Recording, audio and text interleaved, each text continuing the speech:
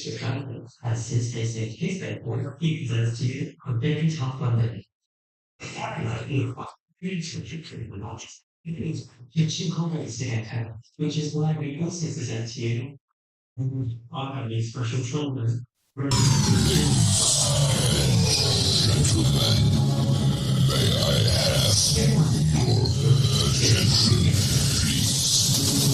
show starts in 9, 8, 7, 6, 5, 4, 3, 2, 1,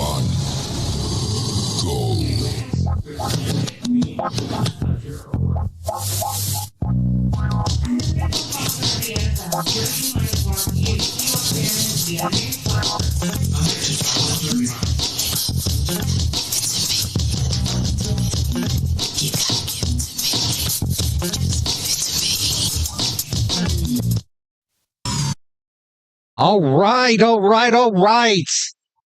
We are here, Pittsburgh's DSEN post-game show, the Black and Gold post-game show.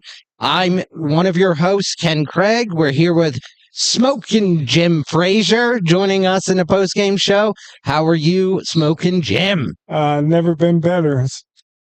What a game. That was an AFC football game.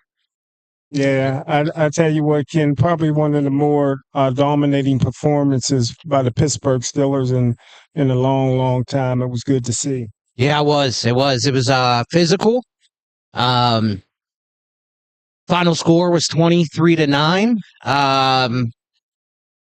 Talk about it. What were your thoughts? Where did we look good? Where did we, I guess, struggle a little bit? I felt like we could have had way more splash plays than what we did. Saying that kind of tongue in cheek. I mean, we played well, but talk about it. What do you think? Well, didn't come as a complete surprise. Don't forget, Mike Tomlin's 22-0 at Heinz Field against the Cleveland Browns. He's 25-6, I believe, against rookie quarterbacks. So it didn't come as a complete surprise. I like the fact that we got Darnell Washington involved early on. Looked like he needs to get in a little bit better shape. He looked like he got a little bit tired, on this man with all the extra workload. But as you said, we need somebody to make some more splash plays. We could have used George Pickens today. He had 9 catches, 168 yards, and a touchdown on his way to the Pro Bowl and Hall of Fame career. But I thought they was going to use maybe Roman Wilson a little bit more today. He caught one pass, and then they didn't play much after that. But I think Freiermuth ended up catching a pass, but he must be in the doghouse. What you think? Something's going on. I feel like Freiermuth is almost. It feels like a phase out. It might just be how they're running the offense. But his lack of production has been it's been pretty clear, right? And I love what we're doing with Washington. He's been a game wrecker. He's been we depended on him. Jonnu Smith had a few catches today, but I feel like with Freiermuth, where's he at? What's he doing? But really quick, want to jump into kind of just some housekeeping details before we get deep into the game today. You are watching the Pittsburgh's DSEN live radio show.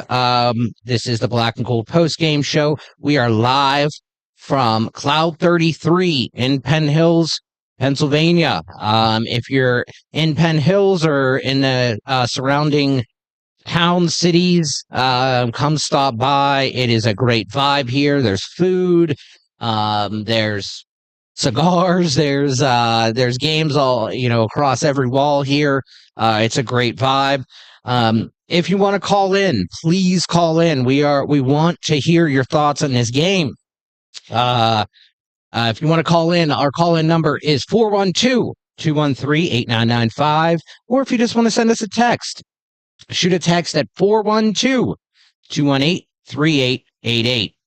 If you want to listen live, you can listen on our website, where you can hear the radio stream.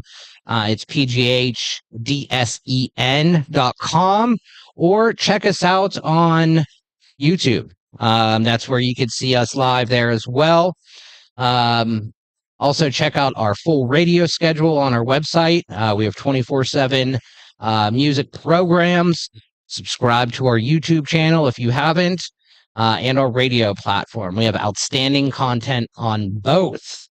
After our show today, listen to some Sunday Jazz Medley till 8 p.m., then The Quiet Storm from 8 to 11 p.m. And then if you want some more sports talk, every Tuesday, we are live. Listen to Soul Take from 6 to 8 p.m. All right, Smokin Jim. Game summary. So again, we walked away with a win. Another big point was the Ravens lost again. Yeah, so we are sitting, pretty healthy in first place in the AFC North. The Bengals just kicked off against Green Bay. As we know, Joe Flacco was traded to the Cincinnati Bengals. But this was a big win. This was a statement win.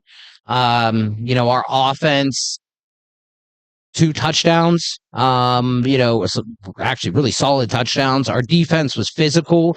It almost looked like they were scared to catch the ball out there on the field. Well, I agree with you, Ken. When I was watching the ball, it brought me back to the first Super Bowl when the Steelers played the Minnesota Vikings and totally shut down the great running back Chuck Foreman, held him to about 20 yards. The all-time leading passer at the time in NFL history, Fran Tarkenton, totally shut him down. And that's what it kind of reminded me of. And I tell you what, Ken, this is the highest paid defense in National Football League history.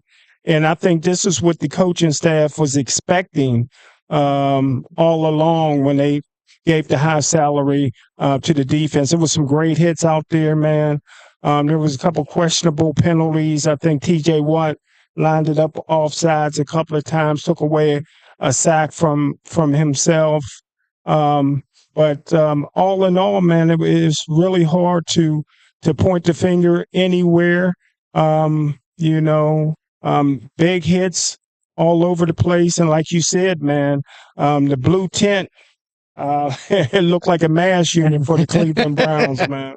Well, it's, I think the theme coming into this game was we haven't controlled the time of possession in any of our games yet. This was the first game all season where we were up on time of possession. We had 31 minutes and 52 seconds in time of possession to their 28 minutes time of possession. And they had, in that fourth quarter, a lot of garbage time, kind of time of possession, right? So this was actually really impressive. But you mentioned penalties. This year we have been we've been ranked, I guess, the top of the list for the least amount of penalties so far this year. I think the average was like 4.5 coming into this game. Today we had 10 penalties, 59 yards. They had 6 penalties, 44 yards. Yeah, that isn't something that I expected to see. But again, AFC North matchup here, right? So we were lucky to walk away with the W with no turnovers and 10 penalties, 59 yards given up on penalties. So we got away with it there. That can't be in our recipe of success moving forward, though. Well, before the game, when I seen the crew that they had refereeing, these guys love to throw the flag. They love to get that national attention as far as on TV time. But that's something that can be cleaned up. Like you said, Pittsburgh's not a highly penalized team, and they'll get that clear. I was surprised we didn't establish the run a little bit better. And Ken, let me know, was this the most passes attempt against a Pittsburgh Steelers team ever, at least at Heinz Field? 50-some. Almost 60 passes, I believe. Yeah, I don't know about the most. ever against the Pittsburgh Steelers, but Dylan Gabriel was 29 of 52 Wow. for 221 yards. He was sacked 6 times, but no TDs, no interceptions. So I think that was even on the rushing side, Quinshon Judkins, who's been on a roll this year, since he's come into the league, 12 carries, 36 yards. Dylan Sampson, only 3 carries, 12 yards. Jerome Ford, 2 carries, 17 yards. So their top receiver was their tight end, Harold Fannin, 7 receptions, 81 yards. So I don't know about the most passing attempts against the Steelers. That's a really good question. We'll have to look up here in a second. But with those numbers, hats off to the defense. Yeah, and I tell you what, man, don't count Cleveland out in the future. I think they're playing more rookies than any other team in the NFL. I think between 10 and 12 rookies play consistently for the Cleveland Browns. So that's a very young football team, and if they can keep it together, I was surprised. I tell you what, Gabriel was, getting that ball out quickly. But, they just had his number. This is a guy that passed for 18,000 yards in college, a record that'll never be broken, 155 touchdowns, 10,000 yards in high school. So this is a guy that puts up a lot of numbers in the passing game. And the Pittsburgh Steelers defense, the highest paid defense in NFL history, really earned their wages today. Yeah, and I felt like we left a lot on the bone today too. Watching the game, I'm like, yeah, we were physical. We had a lot of big hits out there. You could tell they were the Cleveland Browns were hesitant to go across the field. David Njoku kind of looked a little shaken up after his first hit, right? So it excites you. It's like, yeah, this is AFC North football. Welcome, Aaron Rodgers, to AFC North football. But to run through the stats of the Pittsburgh offense, Aaron Rodgers was 21 of 30 for 235 yards, 2 touchdowns, with a 115.3 rating. Jaylen Warren was our top rusher, 11 carries, 52 yards with an 11-yard long carry. No touchdowns. Kenneth Gainwell, 6 of 22, and Caleb Johnson, 6 of 15. Jonnu Smith is in there for 1 for 10. That was a nice play call too. That end arounds. DK Metcalf led us in receiving with 4 receptions, 95 yards, 1 touchdown on 9 targets. So 4 of 9. I feel like he could have added a few more to that, but, a solid day from DK Metcalf. Darnell Washington, 3 receptions. He was targeted 5 times. 62 yards. Jonnu Smith, 3 receptions of 4 targets for 18 yards. Now our defense. We had a total of, 6 sacks today. 6 sacks. Jalen Ramsey lighting it up today. 2 sacks from Jalen Ramsey. And then who had our other sacks here? TJ Watt had a half a sack. Derek Harmon had a sack. Alex Highsmith had a half a sack. And our boy Nick Herbig, when he is on the field, you know it. With 2 sacks from Nick Herbig. So the question of the day here from me to you, Smokin Jim. Who are your key players? Who are your 3 stars of this game? Wow, that's a good one. You got to go with Nick Herbig. Last week, I think we overlooked the strong safety, number 25. He had a heck of a game today. Yes. Yeah. And I would say you're just looking for defense or overall? Overall. Yeah. You got to get either Aaron Rodgers or DK Metcalf in there. I'll give it to Aaron Rodgers this week. All right, those are 3 really, really strong players there. In terms of mine, I'm going to copy you a little bit here. I'm going to go Nick Herbig for sure. His when he's on the field, you feel it, right? And as big of a fan as I am of Alex Highsmith, I cannot ignore the fact that when he's on the field, there's a different level of excitement, of pressure, of football being played, right? He's in that quarterback's face a lot. He's fast, he's quick, and he's strong. Not the biggest player, but he gets it done, right? So I'm gonna go Nick Herbig, number one.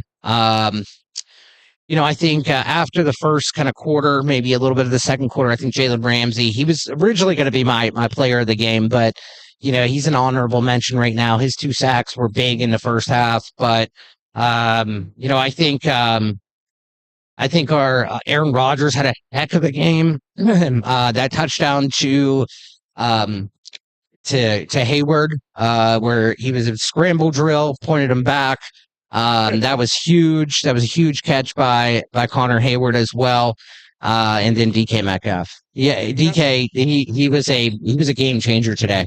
Were you surprised that Jalen Ramsey played today? Yeah. Me too. Yeah, I was. I thought they were going to have him, especially since we play Bengals on Thursday, right? I thought maybe they were going to say, hey, sit out this game, get healthy, and then come back Thursday. So I was surprised. How about you? Yeah, I really was. Pleasantly surprised. Yeah. But I was surprised because he was a track All-American at Florida State, and those guys got a history of hamstring pulls with all the scar tissue build up, and I didn't want to rush him back because that can linger. Yeah, he played well. He's just an impact player. Glad we have him. You said that on our last post-game show, on the last Black and Gold post-game show, about track players having that scar tissue and it impacts their hamstring. You see across the league, a lot of people or a lot of players will have hamstring issues, and it take them 3-4 weeks to come back. Yeah. Jalen Ramsey's back in a week, Yeah. And I thought of that all week of like your comment about that. And it's like, okay, yeah, they may get hurt a little bit more because of that. I guess the tissue, the scar tissue, but they recover a little bit quicker too. Is that your what you see as well? Yeah, because their flexibility, you can't run track if you can't stretch. And that's the one thing those guys do, and they stretch them hamstrings out. And Jalen Ramsey's just like a Rod Woodson, a freak of nature. He comes back, he knows his body, and he comes back a lot sooner than most people in his position would be able to do. All right. And so your 3 players of the game, your 3 key players of the game were Herbig, Aaron Rodgers, and the strong safety 25. 25. All right. My goodness, why is it slipping my mind right now? Hold on, I'll tell you. Deshaun Elliott. Yeah, Deshaun Elliott, Joker. I always call him the Joker, but Deshaun Elliott. Yeah, Deshaun Elliott had 12 tackles today. Wow. 4 solo tackles. Wow. Patrick Queen had a game. Yes, he definitely had a game. Yes, he did. Someone else I'm going to give a little shout out to was JPJ. It was his first game back from injury. Well, he didn't do nothing. I know he didn't do. But he had a few pass breakups, but he got carried off the field more than he made any time. He did, and I wrote that down right here. Actually, like, are you healthy or are you tired? So he was carried off a number of times today, and I want him back healthy. Right, he's got to be healthy, and he had the one pass breakup which he should have caught in my mind, right there in the end zone. Yeah, that was beautiful. Yeah. He went up high. He got those long arms. Yes, he does. And I thought he was going to come down with that interception. I did too. But I want him to be healthy, and I understand. Getting in football shape is a lot different than being in shape, right? So getting him to play a full game, he's on the field, every defensive snap. So we need him back healthy. We need him to be someone that's not, missing every other play, and I'm exaggerating a little bit there, but we really need him. His mouth is healthy. He was talking. He was. Right. He was. Just like his daddy. Yeah. All right. So just anyone that's just tuned in, we are at Cloud 33 in Penn Hills. We are live doing the Black and Gold post-game show, Pittsburgh's DSEN here on site. We'll have a number of people coming up and talking with us. We're going to have Kevin Cameron, and everyone here knows who Kevin Cameron is. He'll be calling in with his report. He is at the game. Well, he was at the game now, but he's going to be meeting with the coach here soon. We're also going to be sharing Mike Tomlin's post-game press conference here as soon as it comes through. So just stay posted. We'll be sharing everything else. We did just cover our first segment, the Steelers and Browns recap.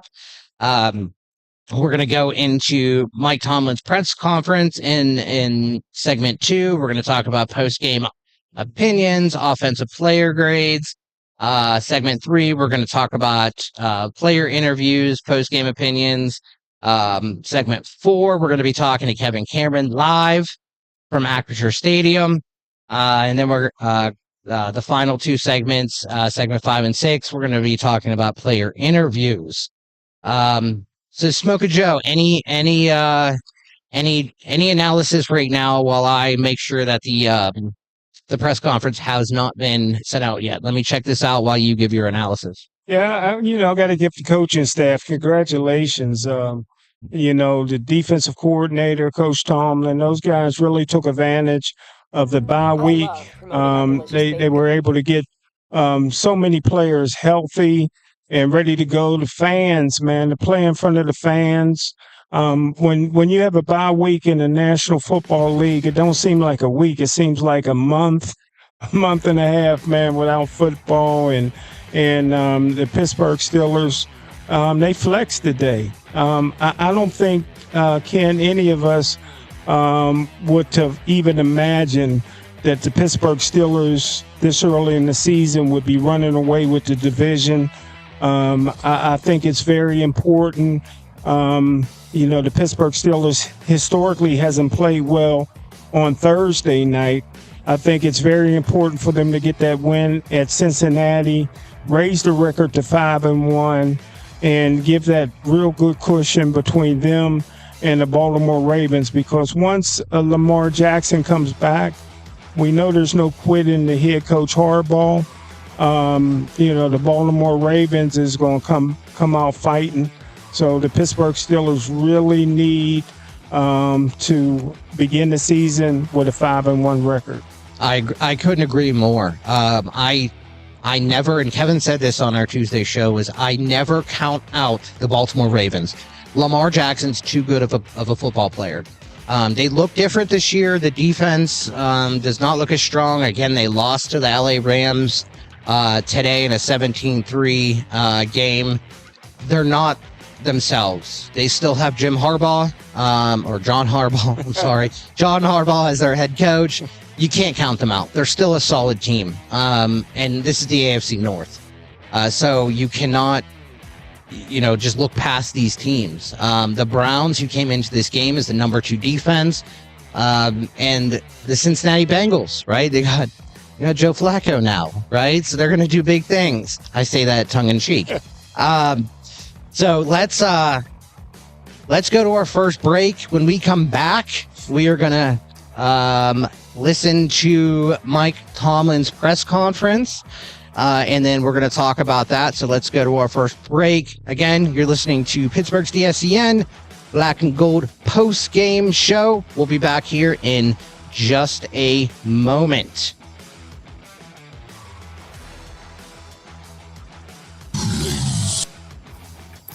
Looking for a cost-effective way to help increase your company's bottom line? Look no further than Soul Pit Media. With our award-winning print, internet, podcast, and Soul Pit television options, we can help your business get to that next level. For more information, contact Craig Dawson at 412-407-7685. That's 412-407-7685. And let Soul Pit Media take you to that next level. Business owners thinking about back-to-school promotions and replacing summer flavors with pumpkin? What about your taxes? Reduce your stress and tax liabilities by planning for tax time now with Cameron Professional Services Group. CPSG takes your goals, values, and visions to create a custom tax plan catered specifically to your business. We work closely with you to ensure that as your business grows and goals shift, so will your custom plan. Located in the Hill District in Pittsburgh, PA, CPSG is a CPA and consultant firm, providing services in accounting, auditing, tax planning and preparation, community development, and operational management. Call Cameron Professional Services Group today at 412-251-0607. Have you had the Beat by Niche experience? Beat by Niche is one of the top makeup artists in the city of Pittsburgh. She's touched the face of Cardi B, love and hip-hop personalities, and various Steeler wives. If you have not sat in her chair, what are you waiting for? Visit beatbyniche.com to schedule your special makeover for all occasions: weddings, graduations, proms, photo ops, and more. Visit beatbyniche.com and experience the touch of excellence.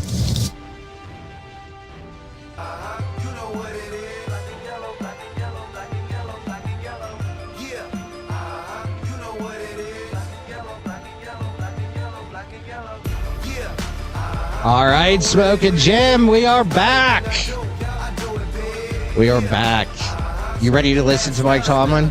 Yes, sir. All right, and to anyone that is just joining in, we are live from Cloud 33 in Penn Hills, Pennsylvania. There's a crowd out here, some good cigars or some good drinks. Come join. Come give us your thoughts. Call in. Give us your thoughts. We want to hear. We want to hear. All right, so let me restart this post game really quick, and then we will we'll get it going here.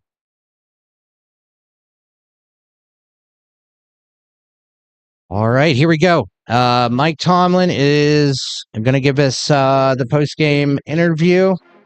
Give us 1 second. Man, it's great to win in the North. Good start for us in divisional play. I appreciate how the guys came off the bye. We didn't warm up to it.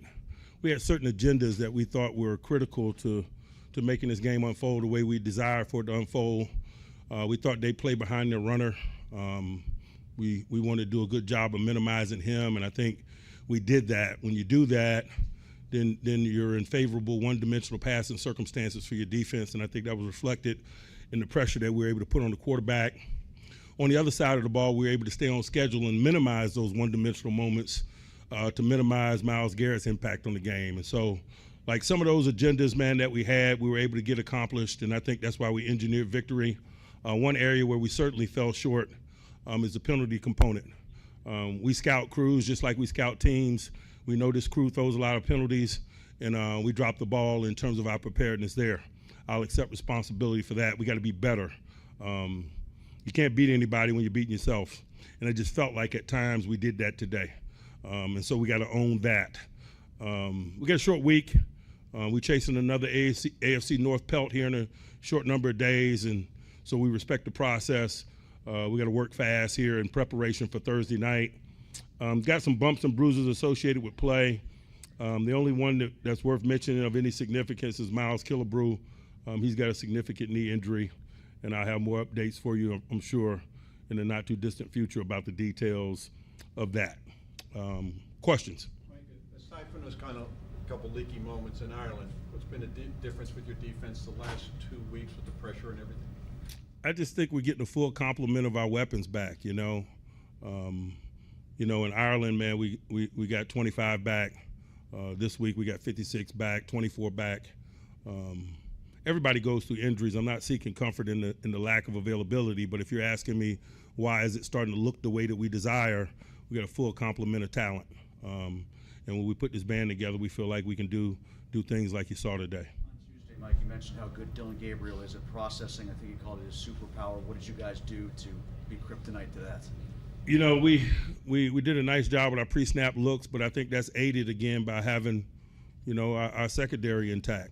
And some of the things that we developed in Latrobe, man, you're able to execute when you got a full complement of guys. I thought they did a nice job with their pre-snap disguise. They didn't allow him to digest information prior to getting the ball in his hands, and that's the first component of slowing down the processing. Mike, what led to some of the chunk plays in the passing game, and how impactful was that for you guys offensively? You know, I thought we ran the ball effectively. I think when you run the ball effectively, it tees up some of the action, the play action, and most of our chunks were born out of run action, and so, you know, it's really simple as that.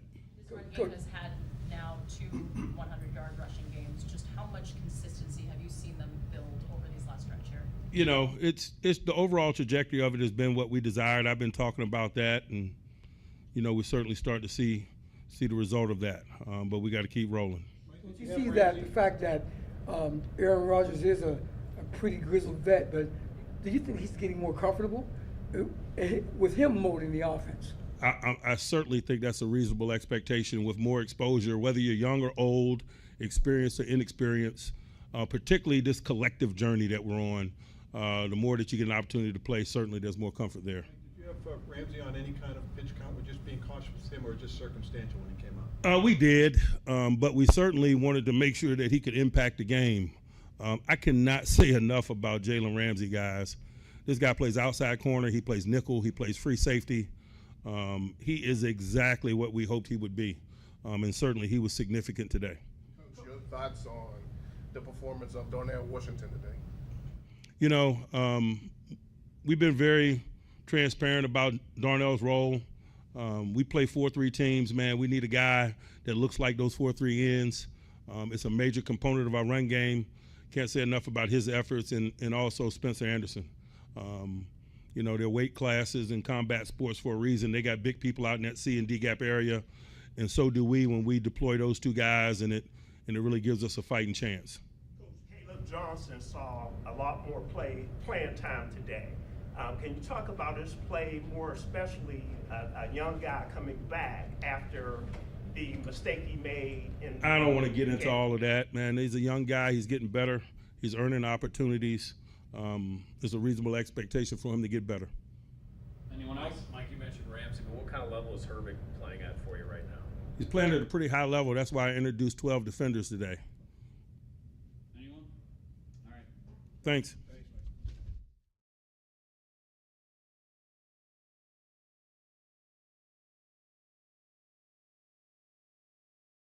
All right, Smokin Joe. Or Smokin Jim. What do I call you? Smokin Joe? Joe Frazier? You Joe Frazier? Smokin Jim. All right, so what were your thoughts on let me get the remote cameras back up here. Tell me your thoughts on the press conference, on what Tomlin had to say, and some of his insight. I was a little surprised it was short and sweet. I agree with him 100%. You know, this is what they kind of expected when they have a healthy group. I think they took advantage of the bye week in 2 areas, as far as coaching and as far as getting healthy players out there. The secondary, it's the first time since training camp you probably had all your secondary people together, and it showed, because you can do so many things if you have a good secondary. And I tell you what, man, we got the secret weapon, man. Jalen Ramsey. I said, you know, before the season that other than Rod Woodson, I don't think there's a better defensive back in Pittsburgh Steelers history than Jalen Ramsey. And I think if he played for the Pittsburgh Steelers 5 years, he'll go into the Hall of Fame as a Pittsburgh Steeler. You know, he mentioned that We got 25 back. We got 56 back. We got 24 back. And now they have a full complement of talent. He mentioned Rogers looks more comfortable out there. He mentioned Ramsey. Jalen Ramsey was on a pitch count today. He was kind of, and to what we just talked about, we just went over this. We were surprised to see him. But, Mike Tomlin said that this is exactly what we thought he was. Playing, nickel, outside corner, safety, coming in for blitz off the corner. And also gave a shout out to Darnell Washington and Spencer Anderson for playing, extra linemen, helping the run game out, especially against 4-3 defenses. But he did mention Miles Killebrew with a significant knee injury. So we'll, Miles Killebrew. He's done. Yeah, he's a key piece to our special teams, and we'll be fine. But Miles Killebrew has to be recognized as a key piece. Prior All-Pro. He's definitely a captain and a leader on that special teams. Well, Peppers will make everybody forget about Killebrew. No shade. He was a part-time player. I don't believe in part-time players being captains. I got a real problem with special team players being captain, but Killebrew's been a stand-up guy for the Pittsburgh Steelers. Always played hard, but Peppers will step into his role and won't miss a beat. That's a good point. Jabril Peppers did. We haven't seen much of him. What's that bubble on his head? Yeah, the cap. Yeah, you know when he's out there, right? Right. And it's funny because we're watching the Green Bay game and Romeo Doubs wears it too, and you're like, man, when he's out there, looks like a bobblehead out there on the field. But he's a big player. I think Jabril Peppers is going to be a key piece to that special teams now. I think he'll be happy to step in. He's all about doing what he needs to do. I thought we would see more of him on defense by now, but it doesn't seem like we're really getting to see much of Peppers on defense. But I hope to see him on offense. Keeping an eye out for player interviews. So just so everybody knows, we will be sharing player interviews as soon as they come through. Let's talk offense. Who stood out? Who did not? Whose stock rose today? Whose stock went down today? I tell you what, the game ball had to go to the offensive line. The offensive line played well. I tell you, Myles Garrett never really plays well in Pittsburgh. He dominates in Cleveland. So we got Pittsburgh Steelers got to watch out for the real Myles Garrett and when they play him in Cleveland. But I thought the offensive line played exceptionally well. That defensive line and that defense for the Cleveland Browns is exceptional. They had their hands full. Again, we can't say enough about Mount Washington and the contribution that he's making. Again, I wish somebody would have asked him a question about Freiermuth. I don't know if he would have answered it or not. But when you're making $12 million a year and you got 7 or 8 catches on the whole season, I think that's a clear indication that he's in the doghouse. And I tell you what, just to have Jaylen Warren back there, that's a fighter. Jaylen Warren was given, extra effort each and every time he carried the football. He only gained 52 yards, but I tell you what, man, every time he carries the football, he's going to fall forward and give you some positive yardage. Great point. Looks like Nick Herbig was at the podium here just a moment ago. Do you want to listen? Yes, sir. All right, let's get it set up. Everyone hang tight, and we will share Nick Herbig here, who was at the podium just a moment ago.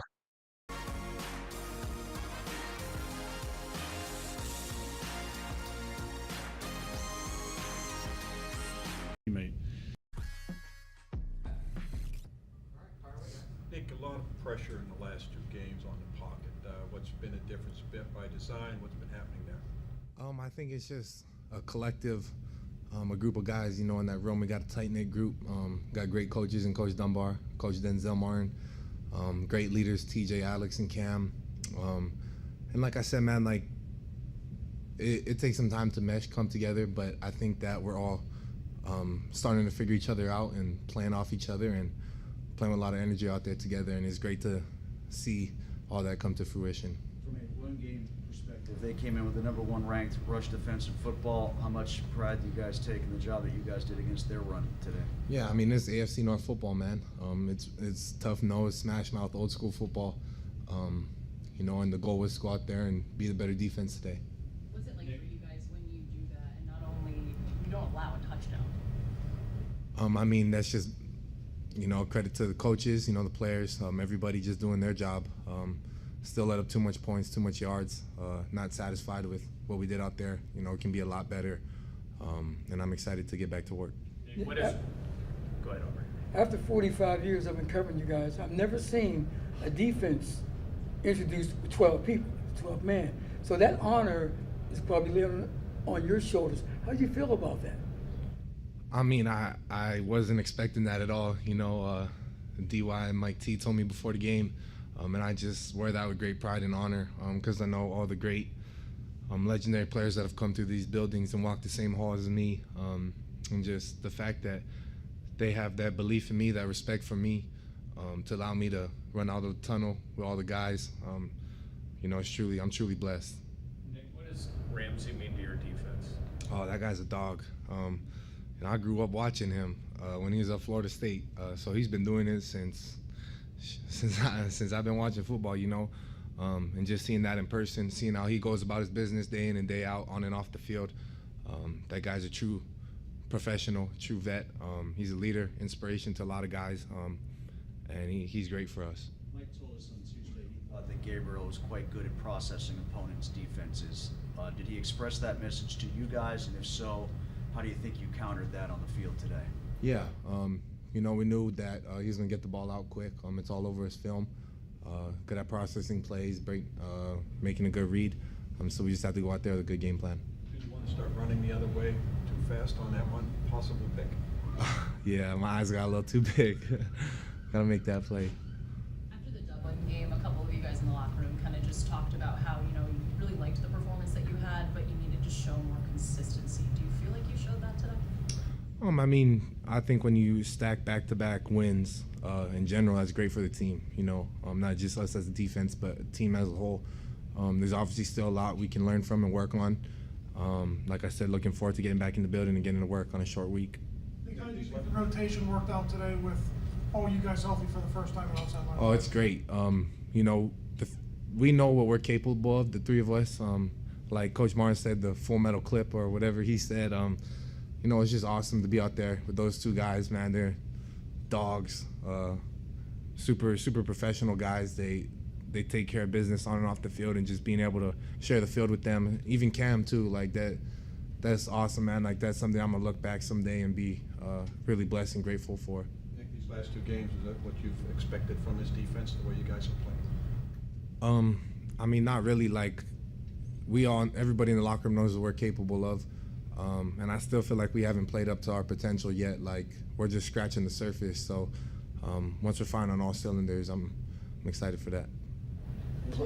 Playing two AFC North rivals within a few days, could that be daunting physically as well as mentally? Wouldn't want it any other way. Good. Thanks, guys. Thank you.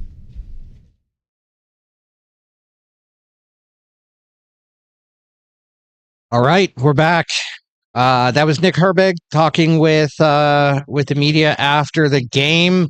Wanted to give a quick snapshot of that. We have a few others that are going to be coming up here soon. But what were your thoughts there? I know we did not go into the offensive player unit grades just yet. But I wanted to give us an opportunity about the defensive player units, which we just heard from Nick Herbig. What do you think? What would you give the defensive player units? Well, first, just a comment on Nick Herbig. I don't believe in giving participation trophy awards. Listen, either you're a starter or not, don't run 12 people out there. Name a starter. There's 11 people. Who's ever the starting 11, those are the guys that should get named. I didn't realize he played in Hawaii against, Dillian Gabriel. I wonder if they played against Roman Wilson. Roman Wilson was a great high school football player in Hawaii. Won, I think, 3 straight championships in high school. So I know he's a little younger than those guys, but they probably crossed paths a little bit maybe when Roman Wilson was in 9th grade. But it was good to see the film of Dillian Gabriel and Herbig playing football against each other in high school. But as far as who I'd give the defensive grade to, I would have to give it to number 25, the strong safety. Yeah, he played out today. And he mentioned Herbig had mentioned that Ramsey's a dog. I love that. What I do want to make notice to is no one on that defense so far. Even Tomlin, he mentioned this as well, that they left a lot out there. Too many points, too many yards, too many completions. There was a lot left out there. If you play against a team that can put a full football game together and not the Browns, that I don't think it would have ended this way. I think that, they played good against the Browns, but did they play a complete football game? I'm not sure. And I think they feel that as well. They were able to get it done today. In terms of the defensive line, what if you were to give them a grade, A or A to F type grade, what would you give the defensive line today? I'll give the defensive line an F. Like I said, last week, Hayward and Harmon combined for 0 tackles. This week, Dillian Gabriel was just sitting in the pocket. I thought the offensive line pushed our defensive line around. I thought the linebackers played excellent. But the grade I give the defensive line is an F. Okay. All right. So, like you mentioned, Deshaun Elliott forced 12 total tackles today. Patrick Queen, 9 total tackles. Juan Thornhill, 7. Peyton Wilson, 7. Jalen Ramsey, 6. Joey Porter, 5. TJ Watt, 5. I did not see Joey Porter make 5 tackles. I did not see that. Darius Slay with 4.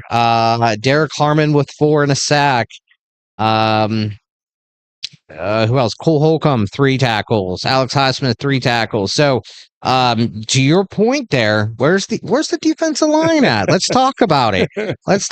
Cam Hayward, 2 tackles. Daniel Aquale, 1 tackle. Derek Harmon, I mentioned him, 4 tackles. To your point there, the defensive line did not get a ton of push out there. I think we were able to hold them. In terms of rushing, I think they had total of 65 yards rushing today. So, I think we could have gotten to the quarterback in a little bit quicker. I think we could have gotten more push. We did hold them to rushing yards, but I'm going to credit that to our linebackers. I'm not going to credit that to our defensive line. What about linebackers? How do you grade them? Well, first of all, Cam Hayward's starting to look like Muhammad Ali in 1979, washed up. With every week he looks worse and worse, Cam Hayward. So maybe he'll catch his second win. I don't know. That belly keeps getting bigger and bigger. The gray in his beard keeps growing. But I thought the linebackers was an A. I call the linebackers AWB, awesome white backers. The boys is playing. I think Patrick Queen took unnecessary criticism last year. He's proven all of his dollars wrong. He was a 2-time Pro Bowler. He's balling out this year. And I tell you what, the underrated guy that can play the run and the pass is Jack Sawyer. And he put a nice hit on the quarterback today. And when he hits you, man, he's like a George Foreman. When he hits you, man, you feel it. So. Yeah, he's a big boy, too. Yeah, he's a very big boy. Like 270. Yeah. Yep. Linebackers, I'm gonna agree with you there. I think that D line, I'm not gonna give them an F. I know you're a tough grader over there. I respect it. I'm gonna give a little bit of a participation trophy there and give them a C, just because they got the little bit of the job done. But linebackers, I'm gonna give an A. You saw them all over the field today. Herbig all over the field. You saw Highsmith, Patrick Queen. I think every game this year he's becoming more and more and more attuned with where he needs to be on the field. Payne Wilson, looks like a different player from the first few games.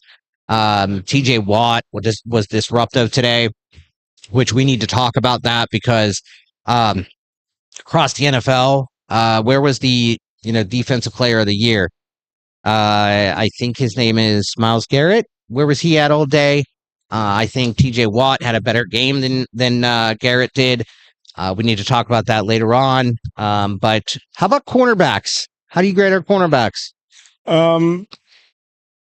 Clearly, Joey Porter didn't belong in the starting lineup. I thought they were playing without Joey Porter. Joey Porter got one career interception at Penn State. He got 2 career interceptions in the National Football League. He dropped the interception.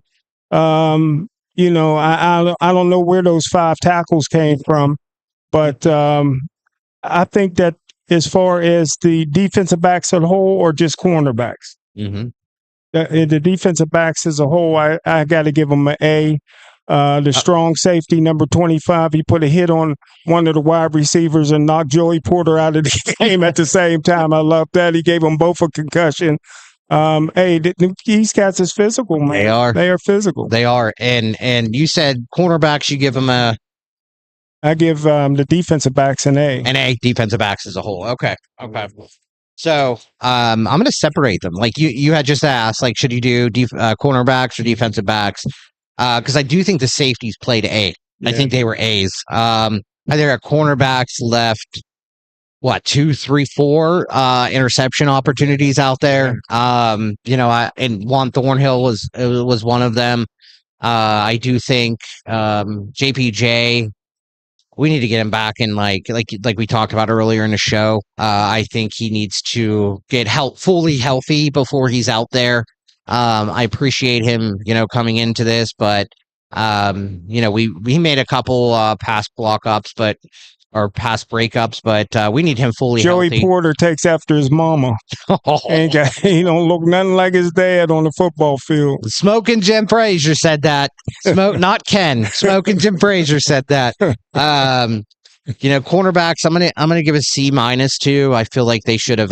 There should have been a few more interception opportunities there. I feel like they left some out there. It's all fun and games when you miss when you miss something like that, but when the quarterback's throwing and hitting their own players in the side of the head, come on.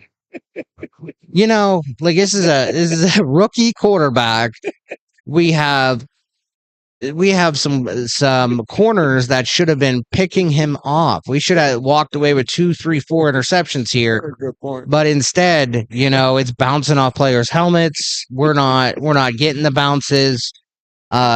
In terms of safeties, I'm going to give an A. They were outstanding today. I think the Sean Elliott, when he's on the field, we're a different team. Props to Juan Thornhill. He played well. We got a dangerous safety group. I'll say that. We have a very dangerous safety group who can play in the box with anybody, who can punish like a Ryan Clark and Polamalu used to be able to punish people coming across the middle. I love that we have that back. I love that we're scaring teams to run across the middle on us again, and not getting big plays. So would love to get some calls in here. If you're out there, feel free to call in. I know we got some texts coming in. All right, we got hardest hitting defense in the NFL this year. What do you think? Are we the hardest hitting defense right now? Today, Pittsburgh Steelers look like the highest paid defense, and they earned it today. Yeah. Yeah, I agree. And we got a text from Bama Barbie. Yeah, that's my girl. Is it? Yeah. All right. Bama Barbie. You're right, Ken. Oh, keep telling me that. All right. She knows the way to my heart. You're right, Ken. They won't be able to stand up against a winning team. Like if we played like that against the Detroit Lions, I think our defense would have been just it would have been a really ugly game. But the fact that like we talked about, the quarterback was throwing off their receivers' helmets and was looking their throws into their wide receivers. We were okay against the Browns. But if we play like that against a much better team, we're not going to be able to stand up to them. All right, so let's go ahead and take a break before we go into segment 3. We're going to hear from Aaron Rodgers, who was at the podium just a moment ago. We're going to talk about the offensive player unit grades, and then we're going to give some opinions on how the offense did, who stood out. I know we got a few texts coming in. And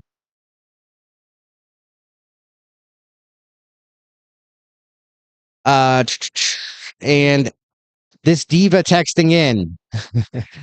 Why does Ken keep saying we are lucky to win today? And okay, so why does Ken keep saying we are lucky to win today when they played so well? And can Steelers win division? So let's talk about that when we come back. That's a really good question. Why I think we did get lucky today. And I'll say one thing. It was the Browns. We'll be back here in just a moment.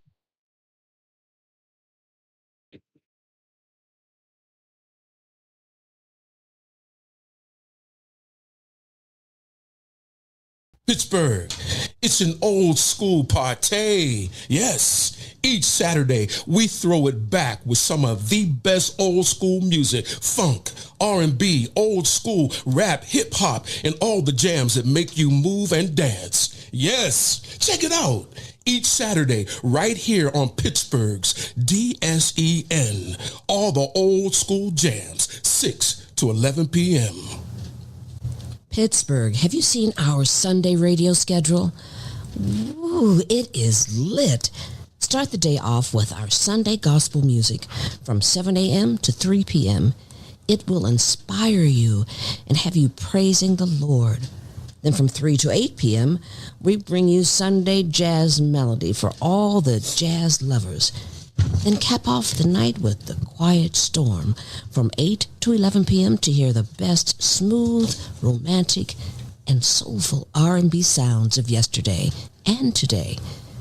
All that each Sunday on Pittsburgh's DSEN, the place for soul.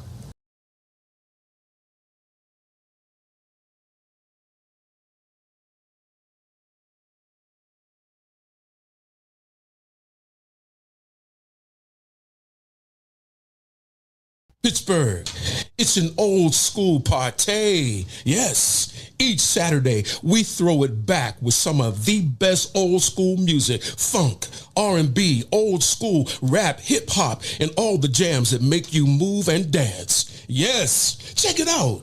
Each Saturday right here on Pittsburgh's DSEN. All the old school jams, 6 to 11 p.m. Pittsburgh, have you seen our Sunday radio schedule? Ooh, it is lit. Start the day off with our Sunday gospel music from 7 a.m. to 3 p.m. It will inspire you and have you praising the Lord. Then from 3 to 8 p.m., we bring you Sunday jazz melody for all the jazz lovers. Then cap off the night with the Quiet Storm from 8 to 11 p.m. to hear the best smooth, romantic, and soulful R&B sounds of yesterday and today. All that each Sunday on Pittsburgh's DSEN, the place for soul.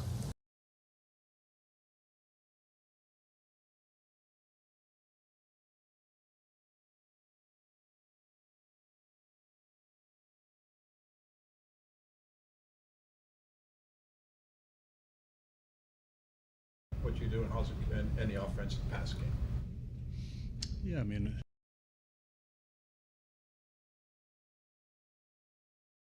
Look at them roll. Yeah, you know what?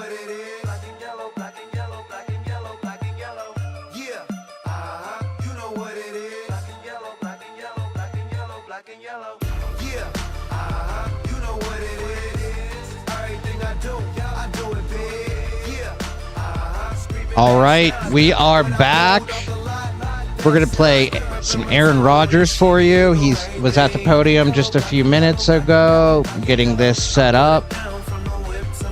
All right. All right, Aaron Rodgers is going to be teed up here.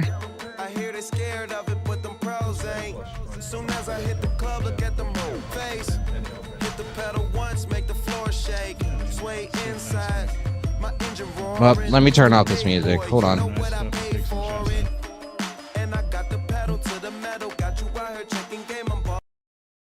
All right, it is Ken's first time on the ones and twos today. So I appreciate everyone's patience. All right, Aaron Rodgers. Field, and you got to run the football to do that. So I feel like the line controlled the line of scrimmage today pretty well, and I thought Jalen ran the ball really well.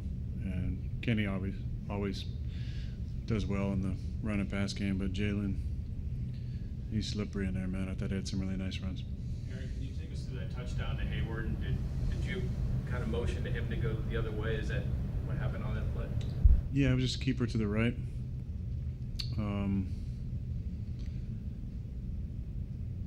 Jalen had a great block. I think it was Jalen that cut the guy, and I just kind of continued out. First look is in the flat. Second's kind of the DK on the backside. And Connor's really kind of a clear out route. Though we had a similar play against the Jets in week 1 to Calvin for a touchdown. Different formation, kind of different thing we're doing. So I just got out there. Connor's a really smart player, and I just was kind of like, either you or DK, one of you guys see this and go that way. And Connor did, and they, put a decent ball on, and he made a nice catch. The 225-yarders that you had TK on, what did you like pre-snap from those, if anything, or those something plays that manifested in the pocket for you? Well, he had one-on-one on the first conversion. He had a quick out conversion. He did a nice job with his late hands. I think the other one was just a quick out that, I thankfully put in a good spot. DB kind of tried to break on it, and DK made a play. The other, his third catch was on the shallow cross after I threw a bad one on the inside go. His fourth catch was a nice little slant and go he ran. How do you describe your first taste of true AFC North football, and especially getting a win in that too? Well, I think division games in the NFL are always different. Anything can happen. Been in a North division for 18 years of my career, 15 as a starter, so I know what those games are all about. Anything can happen. Definitely seems those games are always a little more physical than the other ones. I felt like it was a physical game. I think our defense was really getting after it. I was joking with PQ. Felt like he was trying to knock himself out there. He was drilling people. Yeah, there were a lot of big hits on both sides of the ball, but anytime you play in division games, really in the NFL in general, you take care of the football and you win the line of scrimmage, you're going to win a lot of those games. So I thought we did that today. No sacks today. Roger got a lot of the questions from this week about how you're going to handle 95. It seems like he got some help sometimes, but he also kind of handled his business on his own. What have you seen specifically maybe from him in terms of his growth these first 5 weeks of the season? Well, I think he took, hopefully he wasn't reading it, but I feel like probably there's some negative, based on the questions I was getting, I think week 3, some negative thoughts out there about how he was playing. I got a lot of confidence in him. I really enjoy his energy. Sometimes I try and kick him in the ass a little bit in practice to, get going, but I like his positivity, and I like, he's always like the first one to come celebrate with me on the field. I appreciate that, and I appreciate, him rising to the challenge this week. Obviously, you're playing a generational type player like that. There's not going to be a ton of one-on-ones. We're going to, throw different things at him. I thought we did a good job with tight ends, various body types, and running backs out there trying to chip him just to kind of slow him down. But when he had singles, I felt like Broad, I got to look at the film, but it seems like he played pretty well. You guys have been seeing a lot of too high coverages coming into this game. Just how did you try to take advantage when they did go to that super high coverage? Throw it to DK. Yeah. Go ahead. What were the keys going up against a tough Cleveland defense? You put up 23 points, and you probably could have had more. Yeah, just patience. If you look at the film and the opponents and the way the games went, they have a great defense. And they played tough in all those games. The Detroit game got away from because of some turnovers. But I thought Dylan, took care of the football. We had some chances to pick the ball off and didn't. But for the most part, that's a really good defense that's going to stand up most of the game. We just had to make the most of, a short field on one of them, and then a couple of really nice sustained drives in the second half. We were better on third down than we had been previous weeks. We converted some third and longer ones. I think we're around 50% for the day. I'm not sure if the kneel downs took us under that, but it seems like we're right around 50%, which was good. First half drives stalled, but thankfully Boz, took care of those kicks before the field got borderline unplayable. So that was nice to get those touchdowns in the second half. Aaron, what do you like in what you're seeing from the offense and how it's evolving here each week? What's the second part? The offense. What do you like about the offense and how it's evolving each week this season? Well, I think we're playing pretty smart football. I think Art, got us into a good rhythm today. And when we take care of the football and don't turn it over, we're going to have a chance in a game. And then if we can control the line of scrimmage, we're really going to be playing downhill. I thought the key to the last two games has been first and second down. When we're efficient on those drives, we usually score points. When we're not, there's been some 3 and outs. So I like what we've done with Spence. I like, obviously, what we've done with Darnell. Seems like the more playing time he's out there, big things happen. The first play of the game, I know he got the ball punched out, but he's a super talented guy for 6'8", and whatever he tips his scales at. I love having Darnell out there, just his energy, his presence, his body. He's made a big difference for us. You mentioned the field, Aaron. Was it rough going pregame? Could you tell it was going to be rough pregame, or did it kind I couldn't tell pregame. No, I just felt like it got real beat up. By the time the third quarter rolled around, that thing was really beat up. So I feel bad about what happened to Miles. I'm not sure if there was any carry there. I know the field gets a lot of play. I don't know why anybody wouldn't wear 7 studs. Cleats. Some guys are opposed to that. They just want to wear moldeds. But it reminds me a little bit of the field in Green Bay in the early years, but not until like November or early December, where it'd get kind of torn up a little bit. Then they went out. They found an incredible, field maintenance guy that come over and help our guys out. And the field in Green Bay is absolutely immaculate. But the field today got pretty torn up. 2 more. Aaron, and during the week we asked you about momentum, and you said it's not about, coming out of the body. You said it's more about the way you practice, the way good teams practice. I see evidence of us. Did you see that evidence on the field today? Do you get the sense? Do you feel fairly confident at this point that you guys are trending in the direction of being a good team and a factor in the AFC? Well, that's where we want to be, and we're putting ourselves in a position, right, to start entering the conversation. But a lot can happen. There's a lot of time between now and December football. December football is when you want to be playing your best, but you also want to be healthy. And, we got some guys back today. I thought Joey played really well. Getting Alex Highsmith back was great. When you can throw Highsmith and Herbig and TJ at you, that's pretty tough for any offensive line. And, I think Deshaun's, him coming back on the back end has been a big deal for us. And, you go out and get guys like Darius Slay and Jalen Ramsey. I do want to make a point and talk about Ramsey because what he did this week getting ready to play, I've been around the game a long time, and I've seen a lot of guys in a situation where you got a Sunday, Thursday, skip both games, where maybe they're 80%, 85%, but they want to be 100% because I think there's a fear of failure almost that can paralyze them, where if I don't play my best game, then what does that say about me if I'm not 100%? I think some guys are scared to go out there and play.